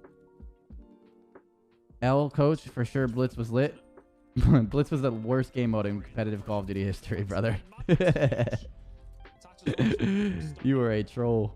Push is inevitably going to be coming through any minute. There you go. A few kills fall their way. And Cammy's towards the back. He's keeping that pressure on. It's all realistically on Priester. So they win this. As well, but once again, All right, so they're up in lives. So Minnesota ROKKR's controlling the pace of the game right now. Minnesota ROKKR's in the driver's seat. moving forward. Well, right now, doing great. 70. So they lose the defense, you're saying? Thank you very much. They're waiting again. See, Stanley decides to just shut this one. Have they choked it? This is good out of Minnesota ROKKR. That way. Minnesota ROKKR does not push here. 20 seconds to go. Quite the push to get this far, especially with Bans finding this first kill. That should shut it down entirely. Okay, kills from Bans. I don't know. I think Minnesota ROKKR's potentially still up in lives. I'm not doing the math, but like right here, like if you're Minnesota ROKKR, you're controlling the pace of the game and getting kills. Like again, like this is kind of just like an L. Even if you like the reason why I say this is even if you get these kills here, it does help you in kills, which is nice, but it's obviously a risk. You're not capping B, in my opinion. You're not capping B. You're not getting 3 ticks on B in 15 seconds. I don't think so. Like, you know, like again, like I understand they're up in live, so they make this push, but it's just not happening, in my opinion. So Ultra wins this. So this is what. So Ultra wins this offense. It's very, very close. Ultra. Well, Maybe find them. yeah, like this is just like unacceptable out of Toronto. Then I'm not Toronto. ROKKR. Towards A, it's both Hammy going and getting attached up top, but he's getting multiple players challenge him. And Ultra have completely left A. They're not even worried on through it as hell. And look at the pressure coming in from them at the moment. They are feeling themselves, but Priester has just taken a key player. Oh, that's a tough. Oh, Oh, Major Maniac did that fucking sucks, dude. towards the back. And the pressure's Okay. gonna continue to kill because they know they have Damn, bro, that fucking sucks that he didn't cap that. You've got control. And now Toronto's doing some pretty good at. Yeah. Mm. Priester trying to find a way through. He will fall momentarily. Yeah, see, like, Toronto's doing really good damage at B right now where they can actually win this offense now easily. Send bodies over to I see what they're doing. Oh, they're getting spawn killed too. over towards B. Another 3 dead. That sucks. Eventually. See, the problem is now is that all it takes is one push of lives and Toronto just gets on B and they lose. You know what I mean? But like that push was devastating for Minnesota. It makes it very possible for them to lose. They can start to dictate the pace of this game a little bit. Minnesota are gonna have to be on. We take Yeah, they cap A. It's like now it's like, dude, Does he fuck lives at this point? All it takes is one push and you get that one ticket B. That's just tough, dude. They're obviously eventually going to get A in that situation. Like, Toronto played this really well, and Minnesota, like, allowing that to happen is just not what... You can't have that happen, dude. That just sucks. I can't believe CleanX is challenging that gunfight. Holy shit. Yeah, I know they can have a capped A, KJ. That's what I mean. That's just, like, tough. It's like, lives are in your favor, but now all it takes is this one look. Yeah, boom. Like, this one push right here. Watch.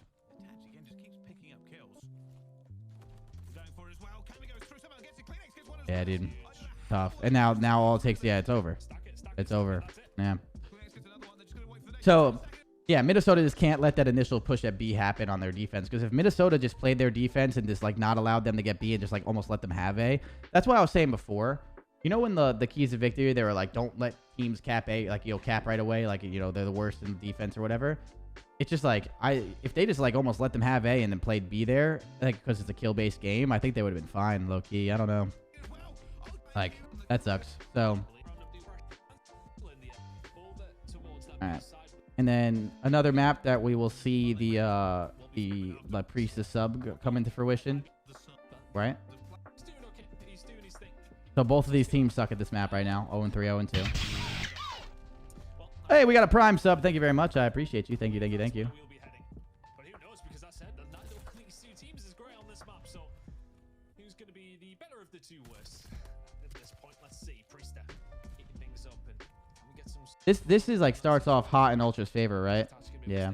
Towards the back, though, it'd be huge if he could do. Surely gets traded, and rotation comes in from Ultra. They've been struggling with broke 20. Oh boy. So what happens here? So let me see. It's like right here. All right, so 30 seconds left. Yeah. Let's see. It's just like tough, bro. Like 30. So like watch. Like 30 seconds left. Like look at this. Their push gets shut down. Understandable. And now their push gets shut down, but like no one goes, like, like P5 is wide open for this team to push through. Like, look what happens. And soon as number 5, like, it's behind enemy lines and like on this side of the map, he's influencing them to potentially get that flip. And since Minnesota doesn't like, detail that, like, like contain them, since they're not containing them at all after that 4 dead, like, look, they try and back up, but it's not enough. And he gets out roof. And now look, number 2 spawns out there. And then number 2 spawns out in the back. He's blocking the back. And now number 6 spawns middle. You see what I mean? Like, that's a huge issue. Because Toronto Ultra can go up, like, 60 to 15. But if you bounce back and get 40 points, you're right back into the game, right? But, like, look what happens. They lose this. And now they don't have spawns for P3. And now you're in a fucking huge hole. Let this hill play out. Let this hill play out. Like, that's tough. Like that like lack of containment on that P2 fucked them bad.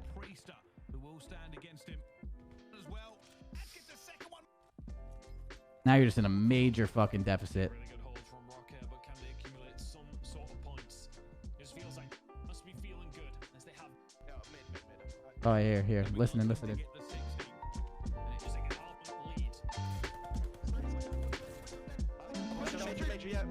I'm going Jimmy. I'm pushing top broken. Yeah. Okay, mid. Flip. Okay. Come on, pretty sure they flip. I stun one church ramp. I'll be low.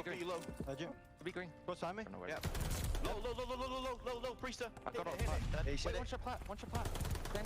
Turn nice. Still link for one. Go in. Go new. He has a cross here. Yeah, mid. Mid, he's dropped out mid. He's gonna hit you.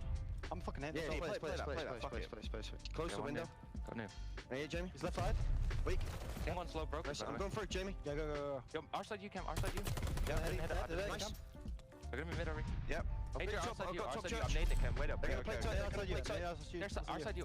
Can we streak? Low church. I can streak. We got side you. One shot, bomb church. Yeah, wait. I'm showing our side. Okay, yo. One top church, one our side you, one their side you, and one deep their spawn. I'll kill the guy. Wait, Priest, I'll kill the guy close. No. Their side you. Nice, good shot, man. Whoa. I'll get time. On the pillar. You might want to get mid off spawn. Major does. Mid already. Weak, Jamie. Really weak, bro. Nice, one more, Jamie. Their side you. I got it close. I got nice, weak, Jamie. He's still there. Challenge. White. Weak. Unlucky. Nice, I got mid. Fire weak. Major, fluid mid. Bottom mid, fire. I'm on shot. He was weak. Still fire the side. Nice. 17. Big 17. Yeah, let's push left. Yeah, They could be mid, careful. Once close to church on me. Close to church, go on top church. I'm back. Back, nice. Is he still top? One's gonna be top church, top church. One's back tank cam, one's back tank. Yep. One See back the guy tank. top. I spawned in. Nice. We're flipping. I'm in green. He's top flat. Hidden hill. Across. Yeah, let's see him in the back.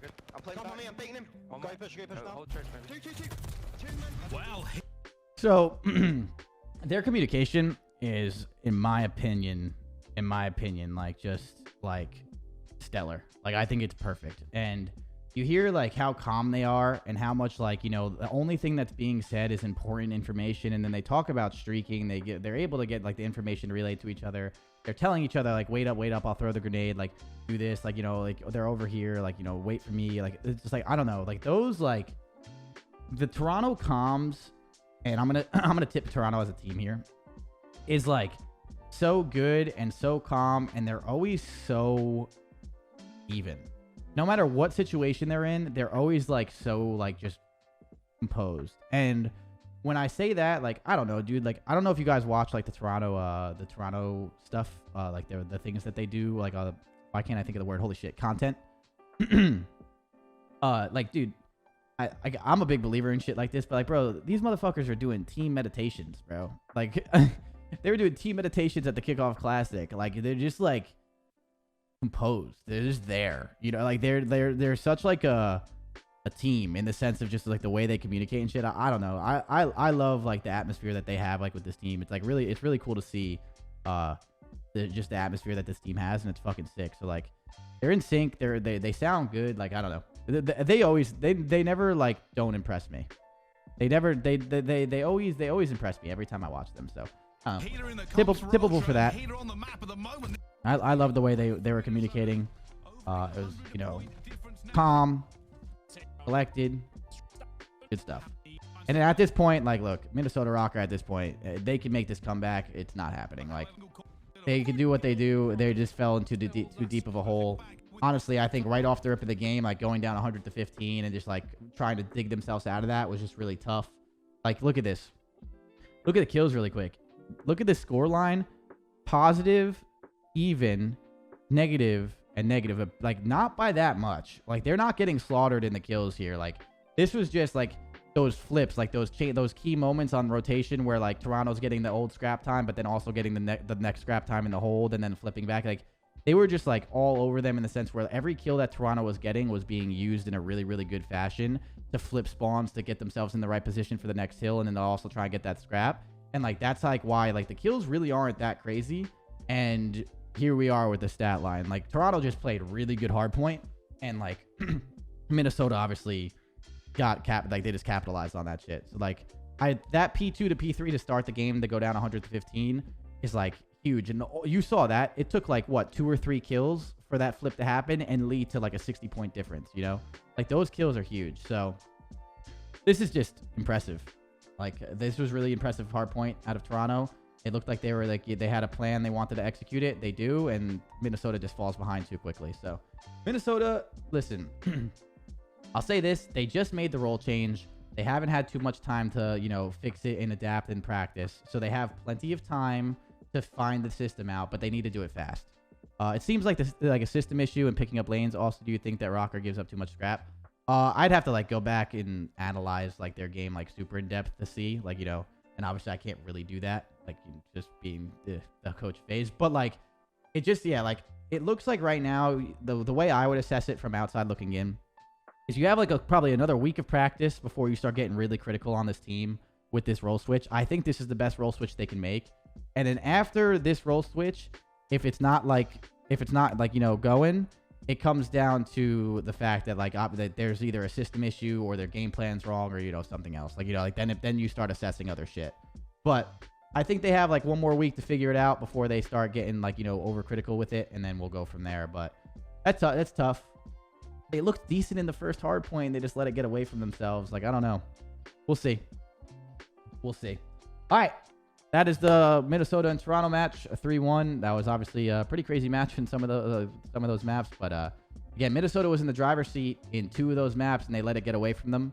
And that's super frustrating, and that sucks. And Toronto Ultra is way too good of a team for you to be making mistakes against. And, like, you know, they're going to capitalize on you and win. So let's get back to the last match. Atlanta FaZe versus Seattle Surge. All right. Atlanta FaZe continued to dominate it back at 1.6 S&D. Bounced back in Hardpoint. Went from 0-2 versus Optic in Major 1 final. FaZe still #1 team in point difference and holding. Okay, that doesn't fucking matter. Make strides in Gavutu control, especially in offense. Okay, that's fair. Keys to victory for Seattle Surge. Find a second Hardpoint map. 3-1 in Tuscan, 1-8 on non-Tuscan Hardpoints. Execute better in post plants and need more from Sib and Mac and S&D. Fair enough. FaZe just need the ice from the last year in Game 5s. That is just so wrong in every way. Like, you know, obviously icing up in Game 5s is important, but like your recipe to win consistently should not be icing up in Game 5s. Like, you have to obviously have a better plan in S&D in Game 5s and like make it work, but like if you want to win tournaments and you're consistently going to Game 5, you don't deserve to win tournaments. Period. So there's more to that than what you just said. But yeah, not getting to Game 5 is a little bit more important in my opinion, yes. So there's way more to that than that. So all right, Bocage Hardpoint. They gave it to us. They gave us Bocage Hardpoint. We took it, obviously. They picked Bocage Hardpoint. So Seattle picked Bocage Hardpoint versus us. And we were like, okay. Tuscan SND, you know, that's fine. Gavutu Control, obviously that was the scary part if you're an Atlanta FaZe fan. Like, you know, Gavutu Control, everyone's like, oh shit, Atlanta FaZe, Gavutu Control, holy shit. You know, whatever. We picked Berlin Hardpoint because it's the only other map left. We vetoed Tuscan on them. And again, just in general, like, you know, we have to play Berlin Hardpoint more in general. And the team that I saw in map 4 was not the team that I coach. So that, to give you, like, you know, some context there, I don't know what the fuck that like what that was. We're way better than what we portrayed there, but that was just not what we do, and we'll get there in a second. But that shit was just like unacceptable. And then Berlin S&D, normally we're good at that. Clearly, obviously not in Game 5. So so they picked that map on us, and then they picked you know, that map on us, and then we'll go from there.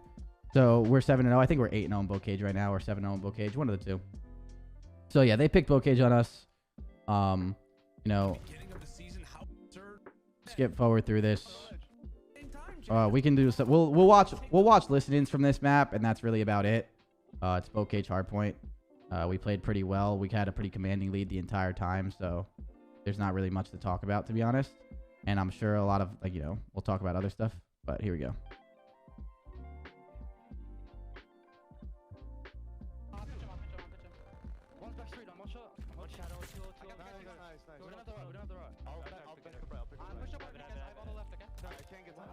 Black car. He's in bottom, Sim, one's hot as well. I can't see Trip. Top barn. Heard you. Top barn, he's still top barn. That thing hot. He could be in the right. He's in the corner, top barn, okay? Yeah, he's up there. Could they push up the right? Pick up the right. Yeah, they could have. I'm holding half wall. I'm gonna go play for top barn. I'm going up there. Yeah, top house, Alec dead. I'm holding the right. Bottom ledge, back barn ledge. I'm sliding on him. So on the ledge. Gate dead. Chris is P2 somewhere. I'm looking for P2. Straight, Alec, black car. Simpson barn somewhere. Yeah, I'm black car. I'm looking bottom barn. He could be in barn. I got Nice. I'll get ready. Yeah. I need a gate. I have your tool. Yeah, I think he's black car for time. I think he's I'm on short. On the right. I'm on your bottom. They're all going right. One house, One more gate. He went dubs and top Christian barn. Oh, we might flip. No, we're good. One dub, one Christian barn. He's in barn. I'm trying to on the right. He could be top barn. So nice. He's dub one shot. Single. One on the right, guys. Pick up left. Absolute bottom stairs. Single, Alex. Dead.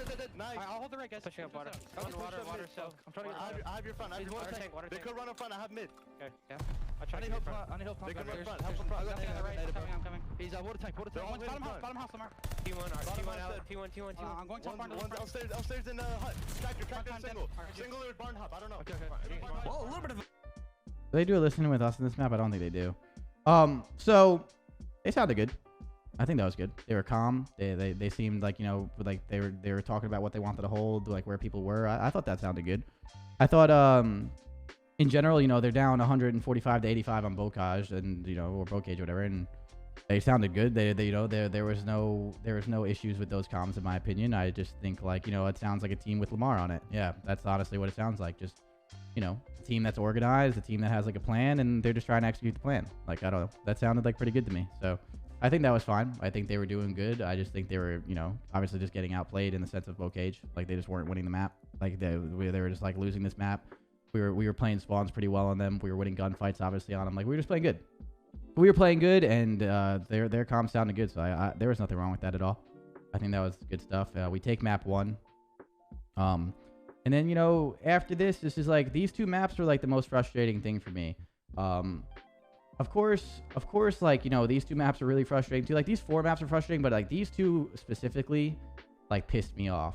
Like, this one is the most unacceptable one.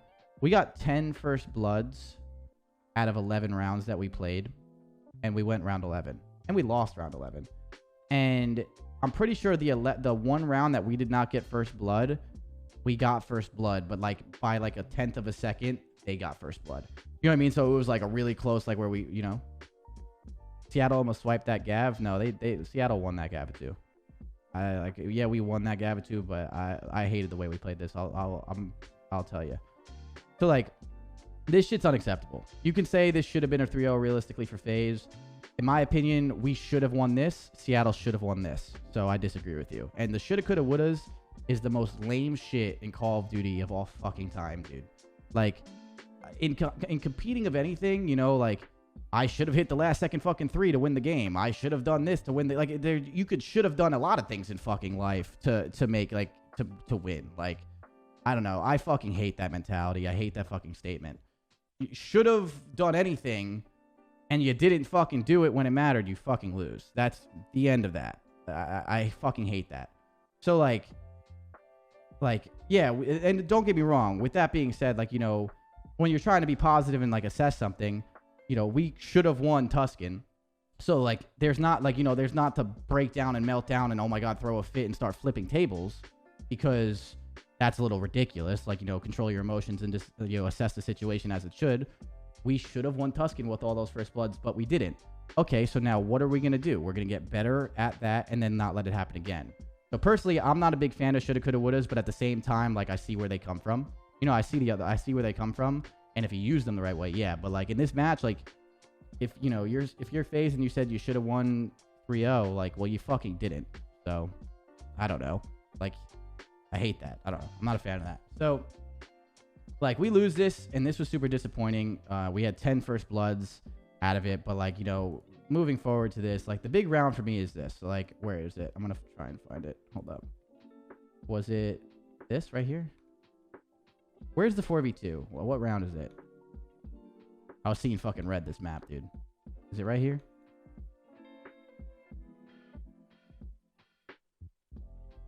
Where's the 4v2? Is it next round? Aches is a goat. Aches is extremely smart. If you guys are saying Aches doesn't know what, like, if you guys are saying, like, Aches has a lot of good takes, you guys are tripping. I know Aches apparently said, like, is it right here? Is it a 4v3? Is it this moment right here? Is it this moment right here?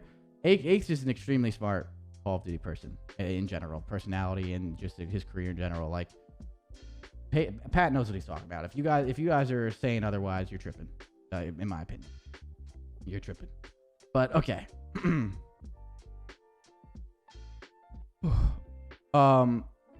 I hope you're going to talk about round 10 on 11. Round 10 or 11 on Tuscan when Seattle versus FaZe. When Seattle stunned Arctics and were no comms from Seattle and Arctics got behind assault. Brother. What? Okay. So, all right. So I think this is, I'm pretty, oh my God, it's so loud. Sorry. Is this not the round? Or am I tripping?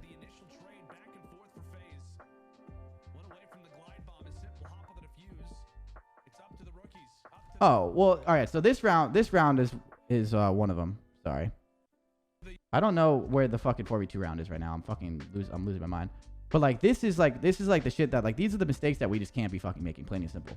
Like, what away from the glide bomb is simple hop on the he hops defuse. onto the fuse. It's up to the rookies. We can't all look at one thing. Like this guy doing this is just like it should not be possible, and it is, because like we invest in that, and then that happens. It's just like, dude, like, you know, that shit is just like, shit like that is just like unacceptable. And like when you make plays like that, you're gonna fucking lose. And like that's a 4-2 round that, like, you know, is really fucking important. And like we go up 5-2 right there. That's like a fucking major change. Hold on. So 2v1. So this isn't it. Where the fuck is the 4v2 that I'm fucking trying to find here? Is it earlier on? I thought it was later on. Dude, I was seeing fucking red this map.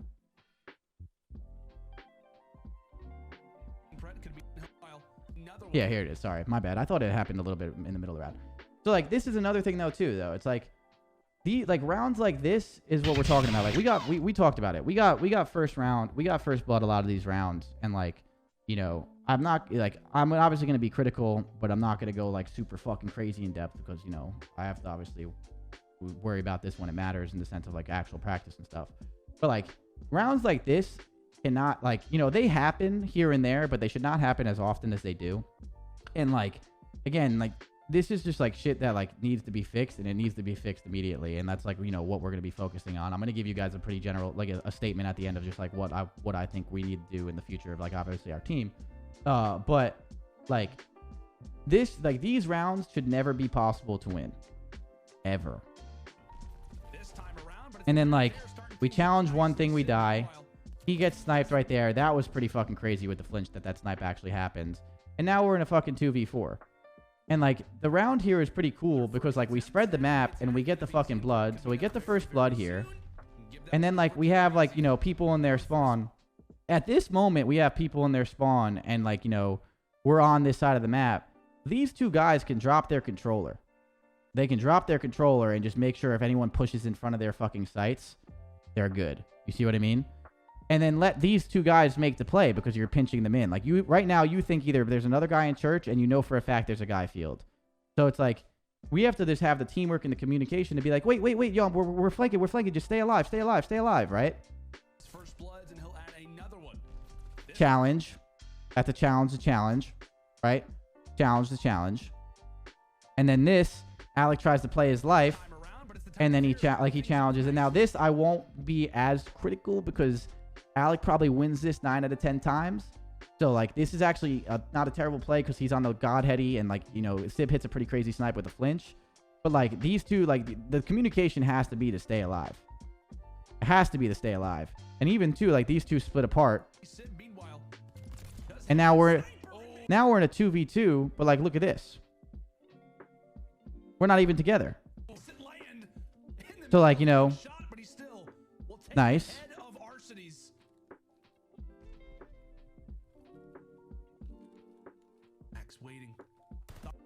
They were so split because of this decision right here.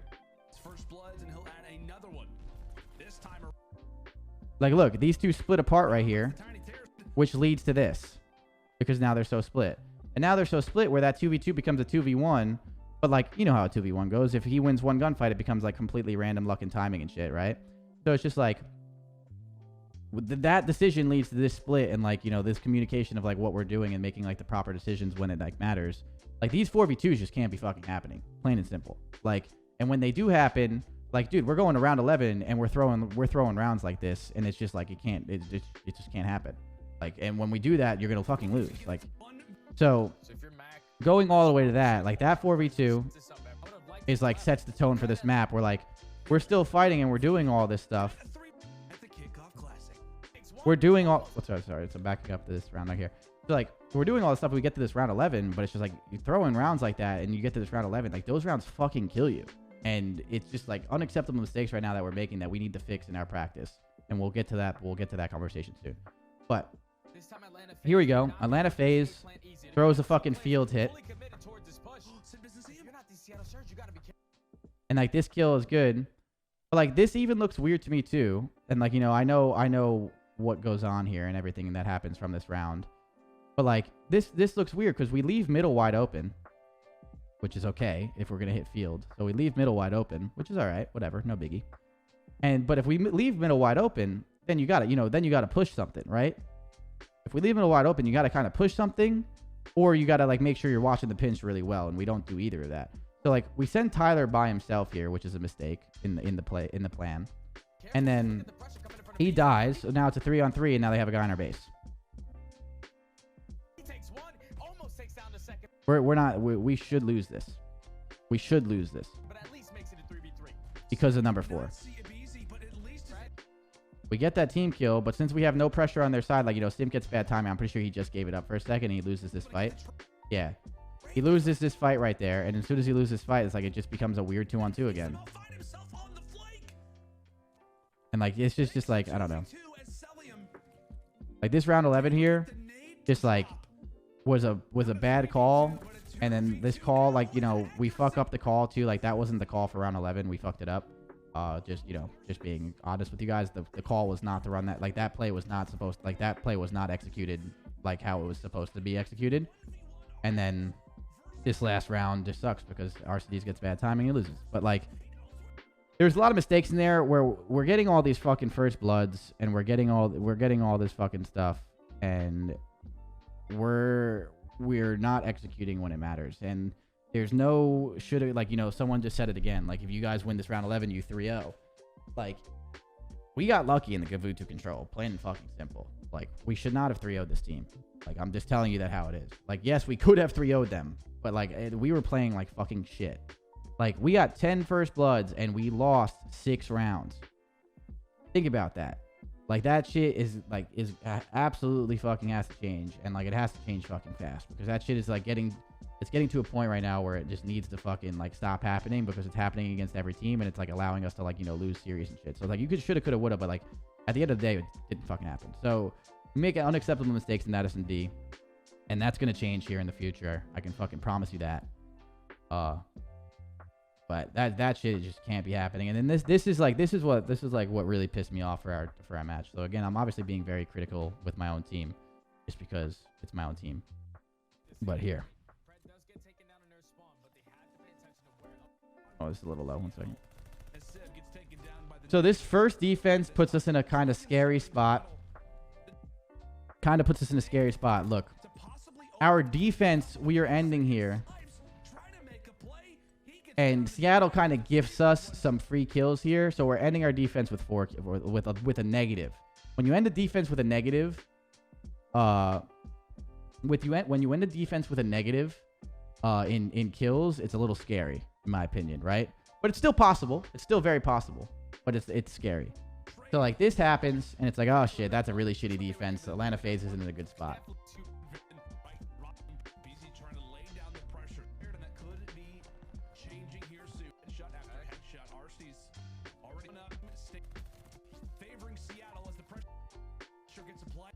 So here we play this. We're in here, like 5-11. We can win this round. I don't think we do, because like it's unfortunate we die. But okay, so we end again. We bounce back, and now we end in the positive on an offense. All right, fair enough. We bounce back. I'm like, that's kind of scary, but we make it work. Both teams kind of troll their defenses. Whatever. Again, we have defense. We end up in lives. Good. We end up 1 in lives. So now we're doing good. All right. I'm like, okay. Still not the most dominant defense. Whatever. This is the moment that made me almost flip my fucking table over right here. So so you guys have been here for the whole podcast.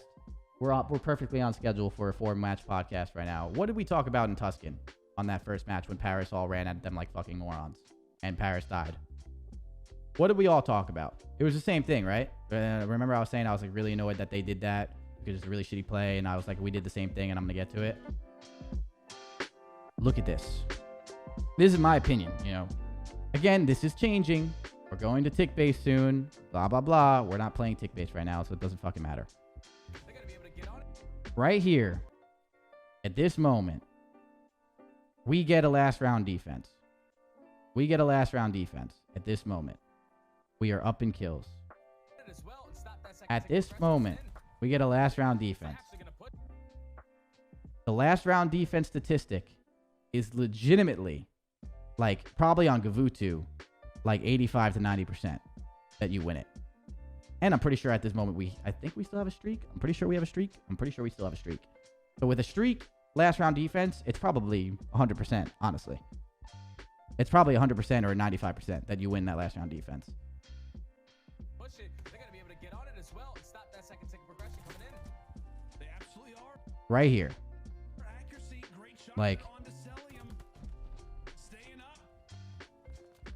And with 20 seconds left, this phase continues. okay. I'm pretty sure still here, we get last round defense.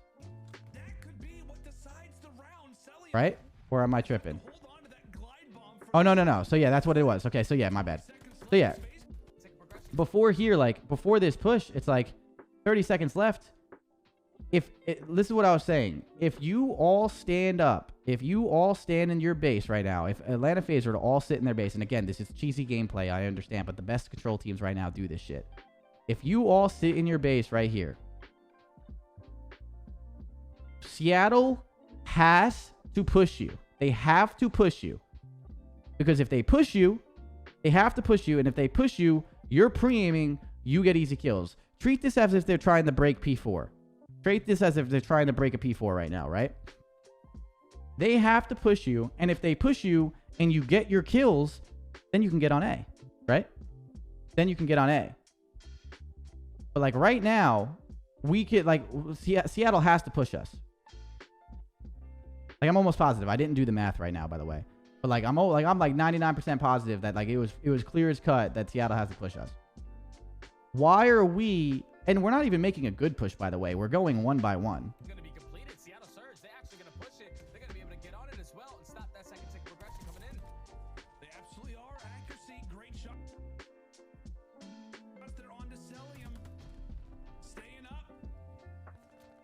And with 20 No, seconds the Tuscan control versus Optic, by the way, when like we did what we did, like they miscounted and it was closer. This was, in my opinion, this was a lot more clear cut that we were up in lives. I'm almost positive, right? And then it ends in a tie because I think like he gets the thing. So we're gonna win this. Like, I don't know. We talked about this after the Tuscan too, though. We like you turn it into this. Like, I don't know. I hate this decision right here on this map specifically because I'm almost positive it was clear cut.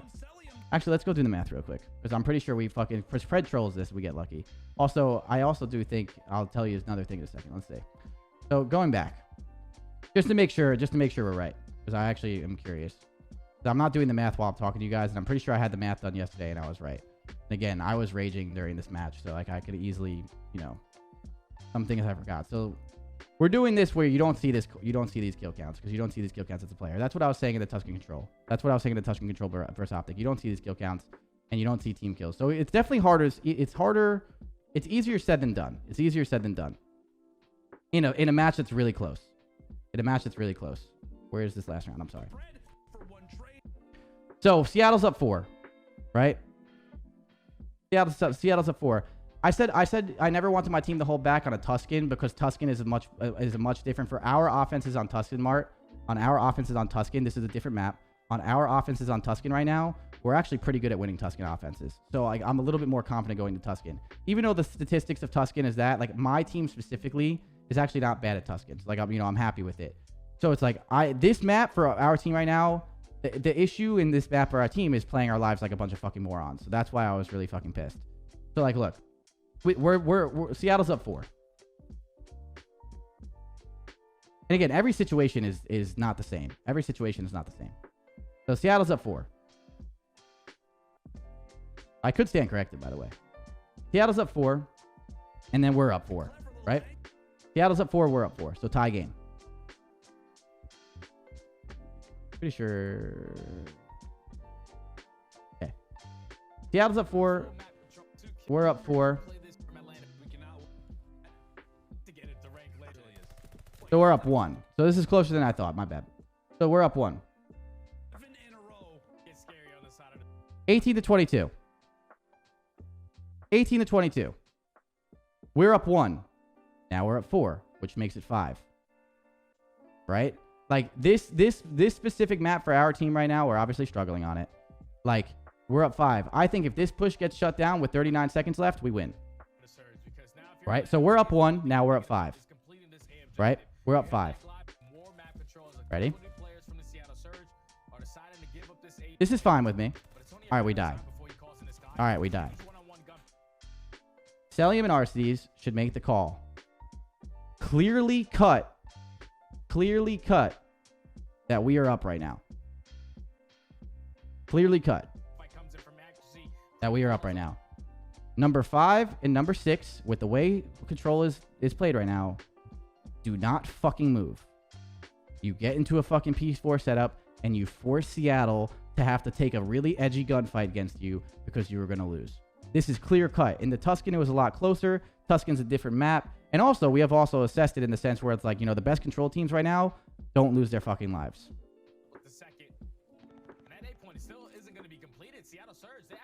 Do you not feel like you can cap A at this point? You possibly can, but then Simp dies. That's my point. Like, Simp dies. And then we make like a half-ass 1-by-1 push. We're still up 1 at this moment. We're still 1 up. So we're up 1. Now we're up 2. The consistent play is to play for a last round defense, dude. This is not an argument right now. This is changing, which thank fucking God it is, again. But the consistent play is to play for a last round defense on a Gavutu. Especially more for our team specifically. Gavutu, our offense on Tuscan is stronger than it is on Gavutu. So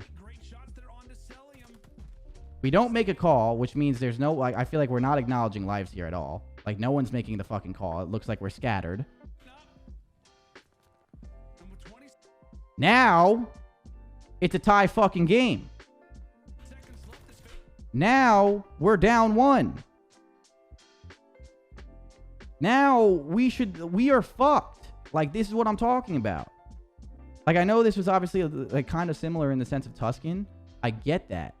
But like, we, in this map specifically, and we also talked about it, if you're clear cut up here, you have to play it. Like, for example, I think Optic is very good at making them force you, like, you know, like to run at you and like take those edgy gunfights.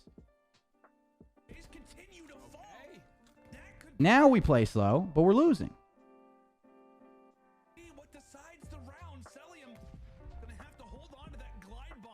Are you saying you should play for a last round defense as your first option? No, you can try and win the offense and stuff at first. Like, it depends. You have to just keep your, like, you have to make your decision on how much lives you have. Corners are cozy. And depending on if you have a shit ton of lives, say if you're on offense really quick and you're up, say you win a defense, and now you're on an offense. If you're up, you know, 20 to 12 in lives, go for it. You know what I mean? But if you just battered them, on fucking lives, like, you know what I'm saying? Like, there's decisions where each scenario you have to make a smart decision. You have to make a smart decision. Every scenario is different in control. And the best teams right now make the best decisions when plays like this happen. So like in decision making right there that we could have given it, doesn't that mindset change when it go tick based? Yeah, but we're not playing tick based right now. Oh, sorry. Does that mindset change when it goes tick based? Yes, it does. Sorry, I misread your statement. Yes, it does. Absolutely changes. But now we're fucked. We're losing. Now we have to run at them. We have to run at them now. We have to get a kill. So now they are in the driver's seat where we are going to have to take a fucking tough gunfight to win this game. Granted, we do have a glide bomb, so we can technically win an offense. That kill right there. Right here. Ties the game up. And I'm pretty sure when you tie the game up, in my opinion, it should go to ticks. I don't know if it goes to ticks because you don't really see a tie happen often.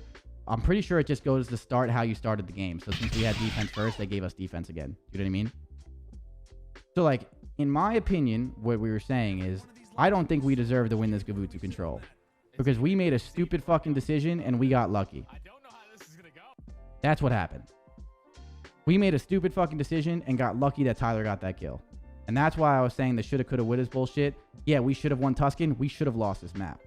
And like, we were talking about the Tuscan thing. We were talking about how, like, you know, I actually didn't mind my players like making that play on, like, on Tuscan, just because especially we're actually not that bad at Tuscan offense, but still, like, this play, we talked about this specifically, just can't happen on a Gavutu. And if you watch the best control teams right now in the game, they don't make decisions. They don't fuck that up. And when they fuck that up, it's over. I don't know. I hated everything about that decision. You could disagree with me, I guess. I don't know. I think the most consistent play there, and what we talked about our game plan, like which was our game plan, which is why I'm getting mad, because our game plan was to play our lives smart. Like our game plan is to play our lives smart. At this situation right here, our game plan, as soon as this push gets shut down, our game plan should be like 36 seconds left. We're up a bunch of kills. Make them run at us. That is the most consistent decision right there. You know for a fact you were up in lives. The most consistent play is to make them now have to run at you on their defense. Cheesy as it all is, yeah. That's what you have to do. That was our game plan. If we get into the situation like this, do not be fucking stupid.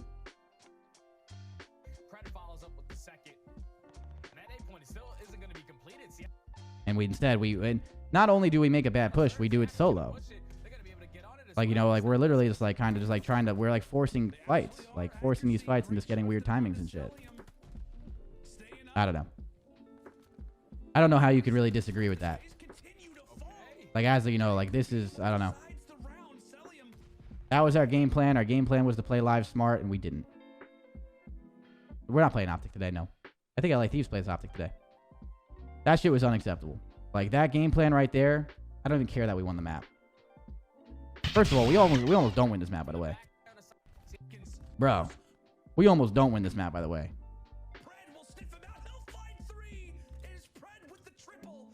So we win this, but like, low key, we play this defense really bad again, where we weren't sticking to the game plan of like how we want to play our defenses, and like we allow this shit to happen. So like, there's a lot of other stuff that goes into this map that I can't break down too much because, again, like, you know, my team strategy is like to the point of like the ticks is changing. So I can talk about the strategy of like how to play kill base right now because that's changing, and like that's something like, you know, in a week or something that like I'm being honest with you guys. But here, like this map here, like we were not sticking to our game plan on defenses and allowing getting close and shit. Like the game plan was just not there for us. And again, we probably should have lost this round too.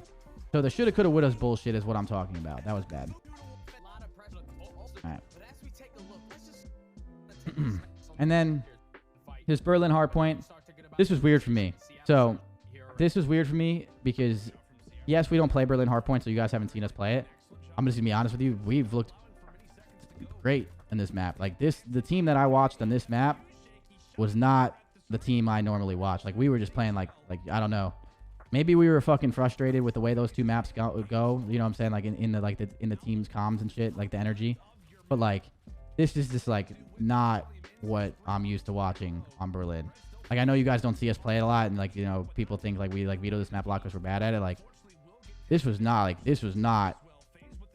how we play this map. So I was, again, we were making a lot of shit that we were not sticking to like the philosophy of how we want to play this map.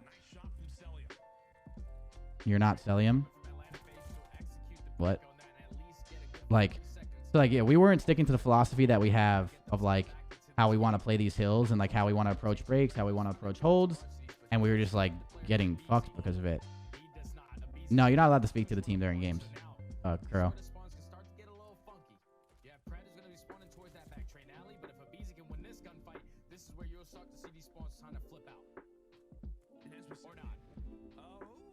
So like here, this was actually, and this was tippable out of Seattle Surge, by the way.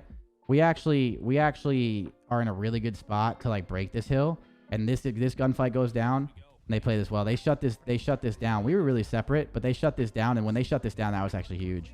We actually in a really good spot right there to you know, break that, and we constantly just all took gunfights like idiots and then died, and Seattle Surge played that really well. So that was typical plays out of Seattle Surge.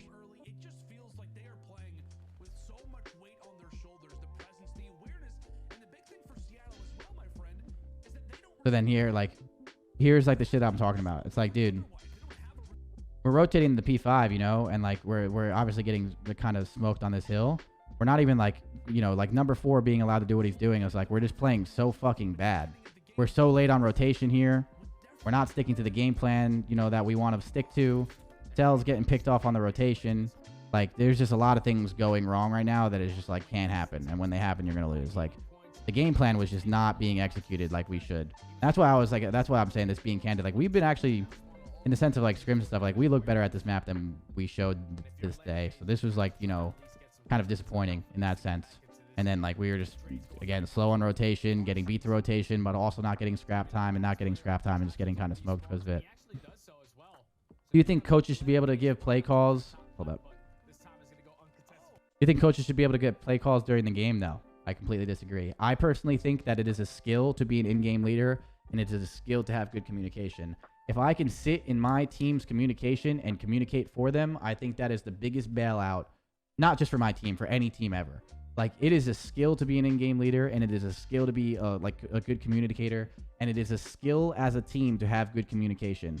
If you take that element away from players, I think that's super cheesy, in my opinion. I don't know. I'm biased. You know, you would think I want to do this, but I don't know. I personally don't like it. I think it is a skill to have the communication like that.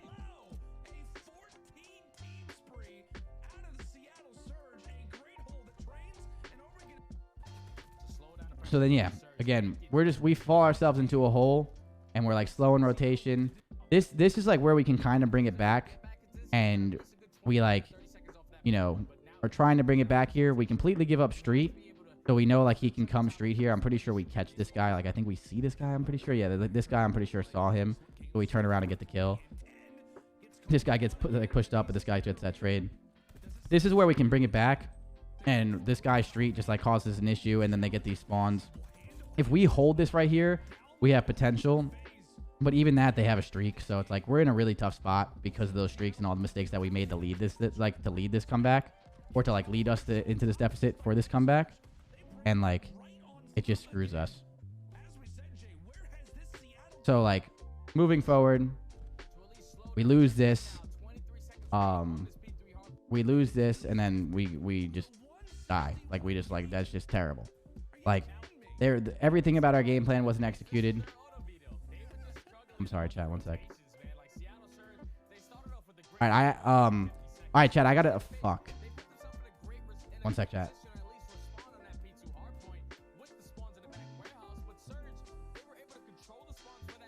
All right, yo. I actually, what's it called? I'm not even like, fuck. I have to speed run this last map. I have a really, really, really important call to take. Shit. Okay.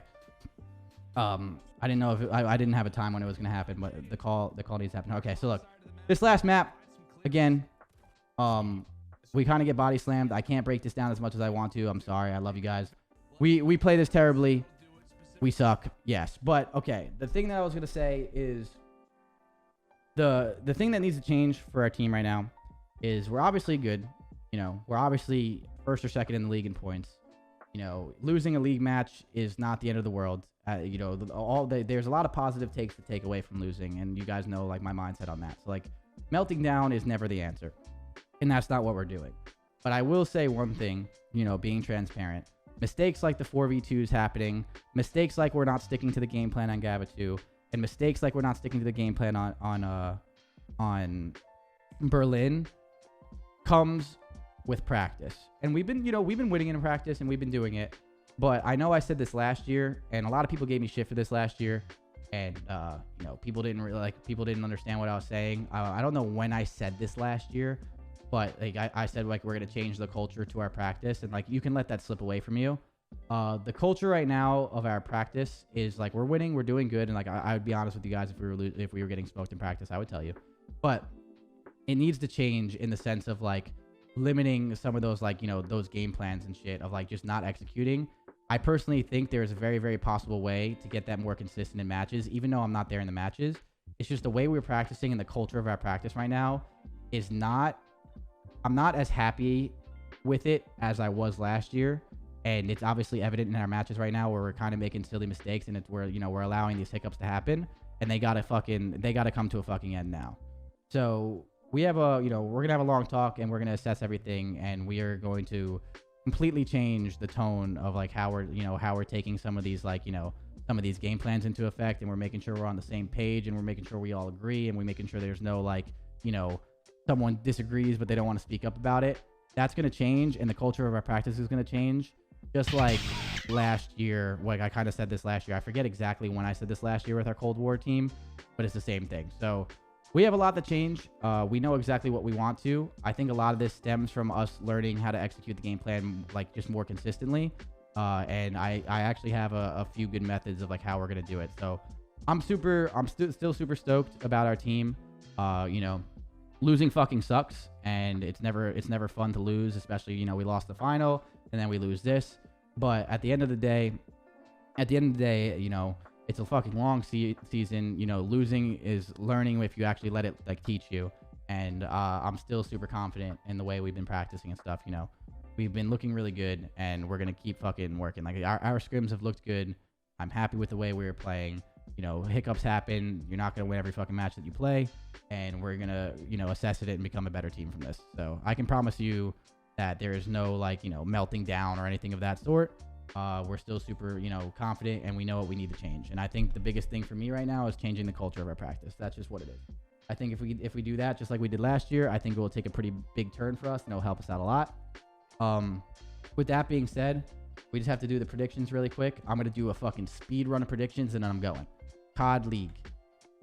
Speed run of predictions, and I'm going. I'm sorry that I'm like kind of rushing this, but like I actually can't miss this call. This is super important to me. All right, schedule. Here we go. In game. Here we go.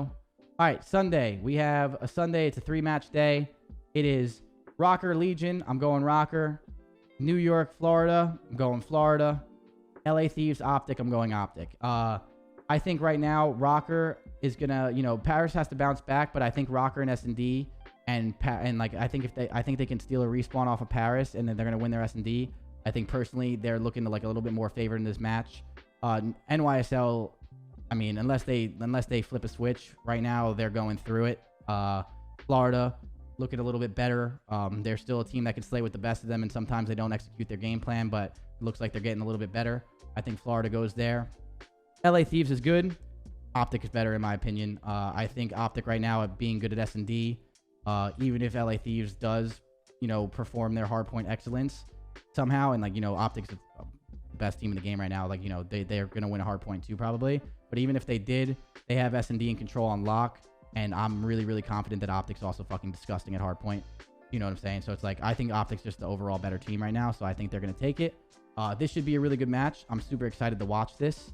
If LA Thieves bounces back and plays a little bit stronger, it could be a closer match, but I definitely think it goes ROKKR, Florida, Texas. Those are my predictions. With that being said, I hope you guys enjoyed this. This was a 4-match episode, and we did 2.5 hours. That is literally the sweet spot of exactly where we want to go and where we want to be. I appreciate you guys watching. You know, like I said, for the FaZe fans, I know, you know, again, we work fucking hard. We will bounce back, and we will make it work. And, you know, like, that's just what we do, and it's what we're going to keep doing it. We have to make some changes. We're going to do the necessary stuff, and we'll become a better team from it. On that sense, though, we're done. I hope you guys enjoyed this. I know you guys have been loving this podcast, and I fucking appreciate every single one of you guys. This will be up on YouTube here in a couple hours. Make sure you guys drop it a like. If you're watching on YouTube, subscribe to the channel. I fucking love you guys. I have to go take this call. Goodbye. Peace. You're all fucking handsome and beautiful. Goodbye.